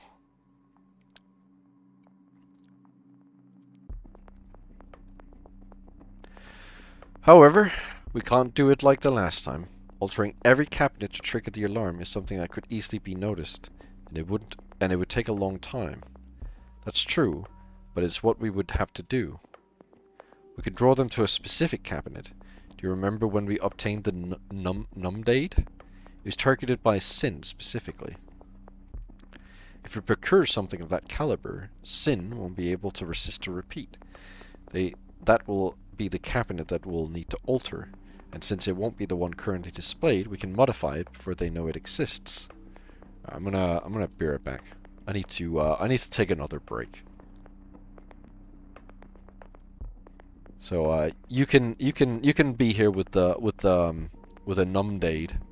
No, the Numdade. I can't wait for the sequel, the Numdade.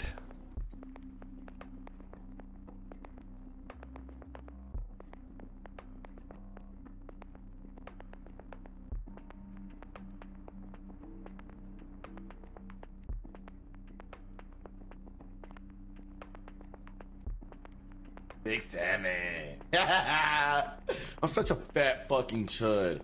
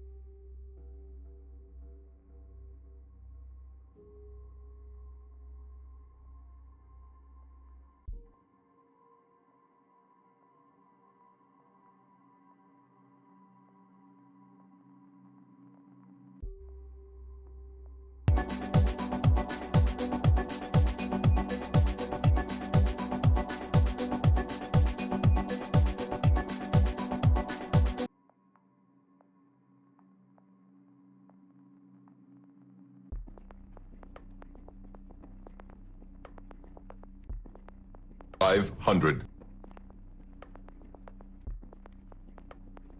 Shut 7,000 fucking pigeons. Eat this man.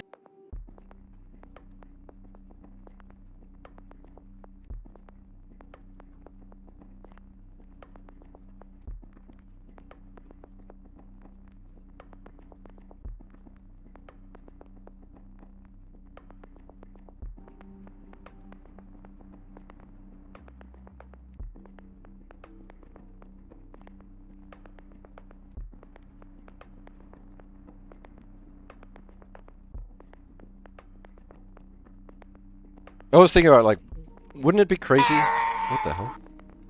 Wouldn't it be crazy if I just, like, come back and then I just start playing, like, Tekken or, like, Soul Calibur or something?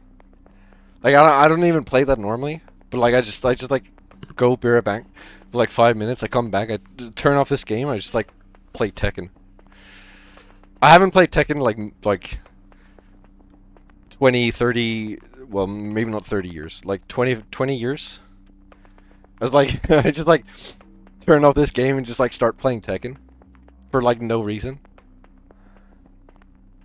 That would be crazy.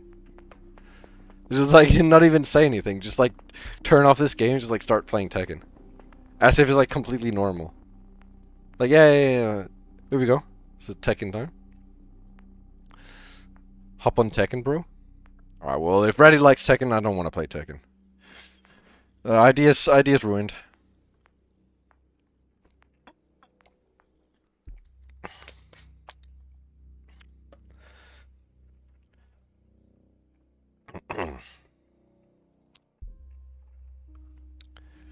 I hate you, Mike, you know that. Lei nodded thoughtfully. Kitai's plan could definitely work. Booba really needs you to play League? Alright, we're playing League now. Everyone come boot up League of Legends. I see, I will try to find a good fit for that. Come on. Perfect, we should hurry up before they attack again. If I'm not mistaken, the event for the 15th of the next month was hindered. It's going to be a guided tour to cover the last wave of gems. That can't be done anymore. That's right, it's cancelled as of now. When you find a suitable gemstone, announce it'll be shown on that Thursday. This way, if Sin doesn't attack beforehand, we'll still solve that problem.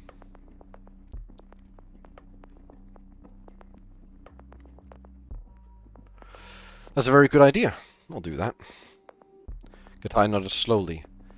That was what he'd needed the most. The 15th was a Thursday, and also the middle of the month. That meant that it was the day his work shift would change. In the first half of the month, Kitai worked during the night, and in the second half he worked during the morning.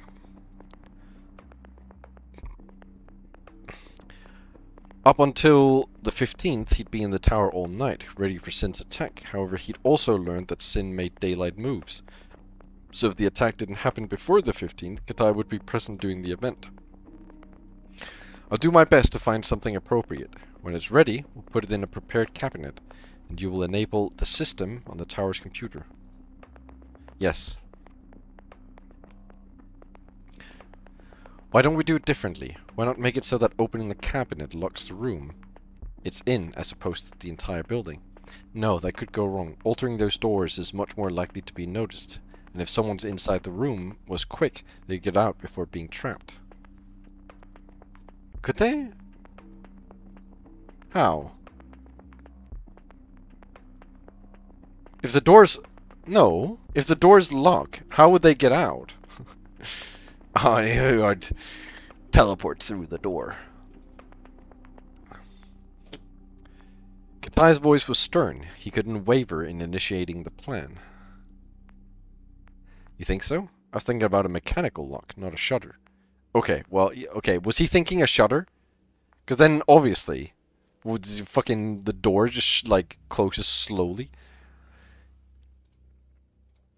That wouldn't work. They could keep the door open and put a hard object between it and the wall to prevent it from locking. My idea is more complex, but we can't risk this. Alright, we'll talk about it further. I will let Ku know about this when he leaves, and I'll speak to Whis. Is that fine? Katai nodded after a pause. Ku and Whis were the first people he'd personally investigated, as they shared his job. He couldn't be completely certain, but he really didn't think they were part of Sin. Katai's shift was about to start, so he bowed and stepped into the tower. As he walked to the security room, he sighed, relieved Lei didn't put more pressure on him. That would have prevented what he had in mind. It was something only he could do, and it was thanks to a key that once saved him.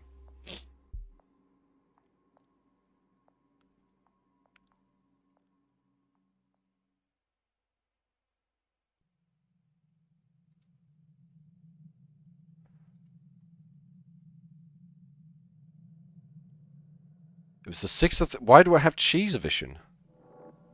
It was the 6th of December. Katai had been shut in the security room for a few hours. He was staring at the screens, knowing Sin's attack could come at any time. Why do I have cheese vision? Suddenly an alarm blared. Immediately he knew they were in the building. But he didn't understand how that could be. Through the monitors he couldn't see anyone anywhere. Ah, I see, the security system was hacked. It almost worked. Katai smirked. Before the alarm ceased, he found the anomaly in the system. Sin had sabotaged it without being noticed. When Katai fixed the problem, all the screens updated, and through one he saw a man in the event room. He looked disconcerted, desperately glancing around him. Katai moved the microphone close to his mouth and turned it on. When he spoke, his voice played everywhere in the building. We knew you would come. The gemstone in front of you was all we needed to draw you here. What's with the cheese vision? The man looked up, trying to find the source of the audio because his face was covered. Katai couldn't tell who he was. Unfortunately, you have been trapped. You won't be able to leave this building. When he heard that, the man ran to the lobby. He disappeared from Katai's sight, but he soon reappeared, dashing towards the staircase. It's futile. The way to the second floor is locked and the elevator has been disabled. The man ignored Katai's voice and took out a key.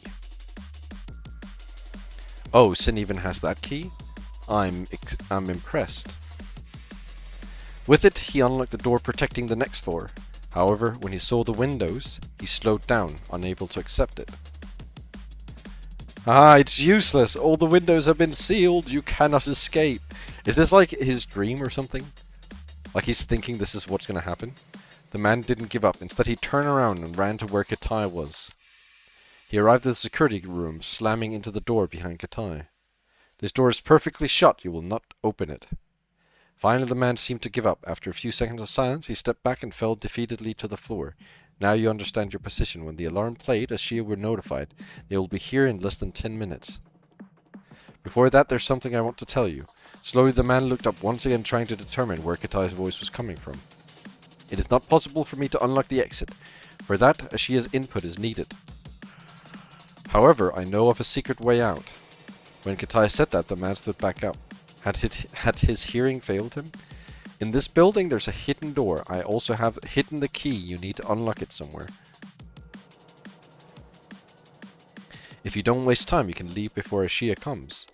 This alarm has never been activated before. I will tell them that a malfunction set it off. If nobody's found when the building is unlocked, they will remember. They will believe my word, rather. If you want that, there are two conditions you must agree on. You have stolen from us countless time. It is undeniable that Sin must be a wealthy group. For your liberty, you will provide me with 50 million yen. I believe this is a fair sum. Secondly, you must reveal your identity in front of the cameras. I know you, Sin. I know you a lot more than you think. Ido is the mole. I know where you gather, and I've investigated many of you. Just like I know you, you know me. For that reason, if anything were to happen to me, this recording and all the information I have will be immediately exposed. Do you agree to these conditions? The loud voice faded with the static. Before the silence could grow uncomfortable, the man nodded. Then he slowly took off his mask. Brother? When Katai saw his brother's face, he snapped out of his daydream. It was going to work. Lei hadn't suspected him at all. After going over his plan and stepping into the security room, he reassured himself. Katai got home and something out of his drawer, he finally had a use of it. But brother... You know who else had a brother? And parents? Oh my god. Who else had one of those? All staff members were often checked despite their positions, and they had to leave their phones behind before beginning their work. That was the reason Katai had set an alarm so early. Before the sun had risen, he was outside the tower. A while later, he showed himself in the lobby to begin his shift.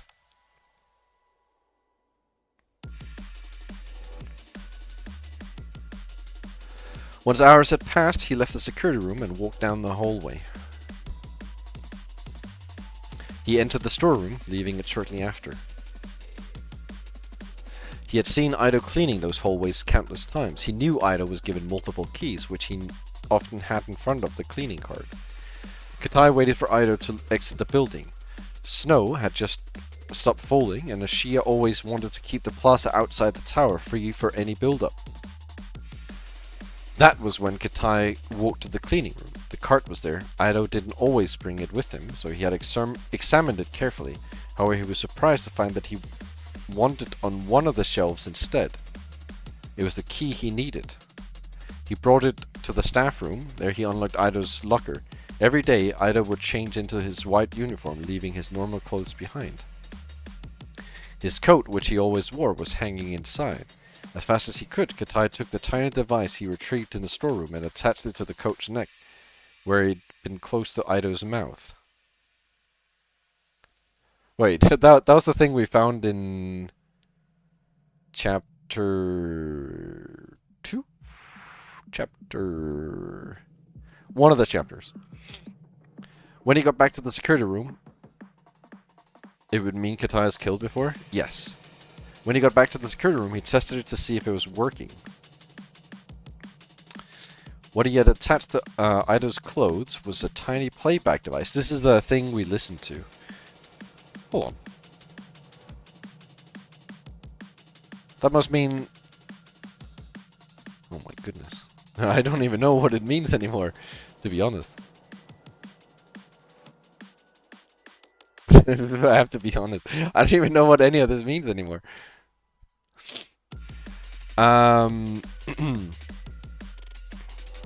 He took it out, and when he pressed the record button, a flat line appeared on the screen, indicating that it was receiving audio feedback. The internal storage of the device would quickly run out, so he had inserted a large SD card in the back. Katai pressed the play button, and a soft static began to come out of the speakers. Nothing else played, but he knew that nothing was making any sound in the staff room.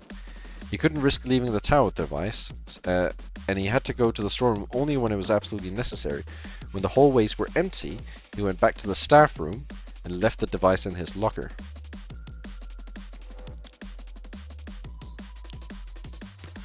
The next day, he listened to what had been recorded. The waveform highlighted the noisy moments, and after minutes of perusing, he realized nothing of importance was there.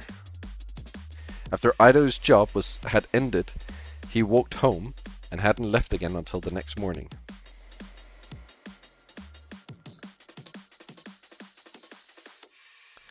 From there, all Katai had to do was wait for Lei to do her job. The following day was Sunday. Even though the tower was closed, Katai still had to work on it. Alone on the crystal floor, Katai skimmed through the newest audio. Once again, it seemed nothing substantial had been recorded. Well, yeah. On Monday the 28th, he stepped into the building. Very few days of his morning shift remained. He listened to what the buck had recorded, and yet again he hadn't obtained anything valuable. It appeared Ido was always at home.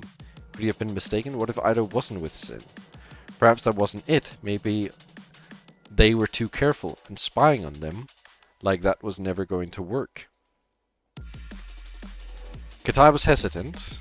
He didn't have a lot of time, and his will was wavering. That afternoon, he received Lei's call. Hello, I believe I found what we needed. You found a special gemstone? Yes, I just want to see it and I think it'll fit what we need. Apparently Gant found it yesterday on the Iron. It is a white X-shaped stone, bright and smooth, that he called the Sekimeiya. Good. Anything should work as long as we advertised it like the last time. I finished doing my part, by the way. The alarm system's done? Perfect. We'll have the Sekimeiya on the 30th, so you might want to install the alarm the night before. Yes. Katai began to get very worried. If Ido wasn't part of the group, he had to know. He wondered if he could do something with the information Lei just had given him. Kitai's lone hunt had begun far in the past. He had looked into most employees and had conversed with all of them, although he hadn't determined anything at the time that might have ended up being useful, as Ido wouldn't find it strange if Kitai suddenly talked to him. He had to make sure he wasn't mistaken, so he briefly exited the security room and walked to the lobby. Hey, how's it going? Ido turned to Kitai and bowed with a jolly expression. Everything has been going good, thank you for asking. How about you? I don't think I can say the same, unfortunately. You know what happened on the 24th. We're doing our best to catch Sin, but we're as lost as ever. Is that so? I hope we can figure them out soon. Me too, but we're in a bit of a hurry. The event for the 15th was changed, and we're going to pick up a valuable gemstone this Wednesday. You probably remember what happened the last time an event of this caliber was being held. We have to catch them before that day. Oh really? I hadn't heard about that. Yeah, it's called the Sekimeiya. Apparently it was found yesterday. We're handling everything with utmost care. We're worried Sin might attack at any moment. Keep an eye out for me. Mention anything you think is suspicious. Oh, absolutely. I'm sorry to hear the situation is this bad, but I trust you'll catch them soon. Thank you. I have to go now. Sigh. And that is where we'll end it for today, everyone. I think that's a good place to stop. Oh, I need to go to this one. But like I said, I think I mentioned before,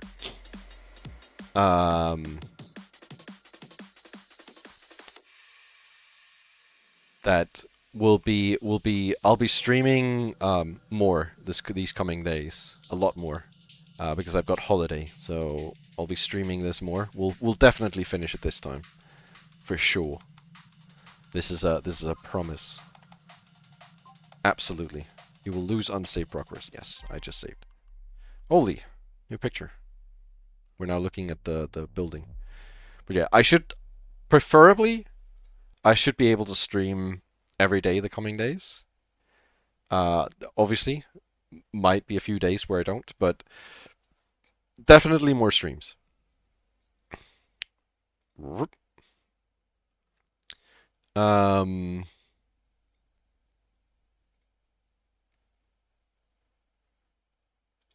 I have anything else to say? I think that's all I had to say.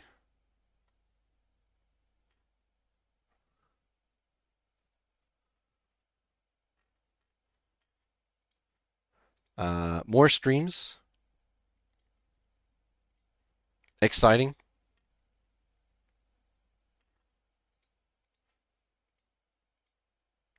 I think that's it. We're raiding Ember. She's streaming. She's gonna play routine. I still cannot see raids, so I have no idea if this raid is gonna go or not. I literally have no idea if this raid is leaving or not. It's actually saying that it's sending the raid literally right now. Thank you all for dropping by for more Sekimeiya. I cannot wait for us to finish this and figure out what happened.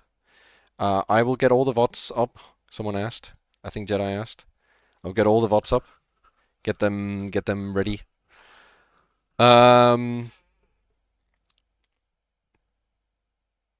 Is there more I need to say? I don't think so. 12:25. Play sound. He's so jolly. Actually,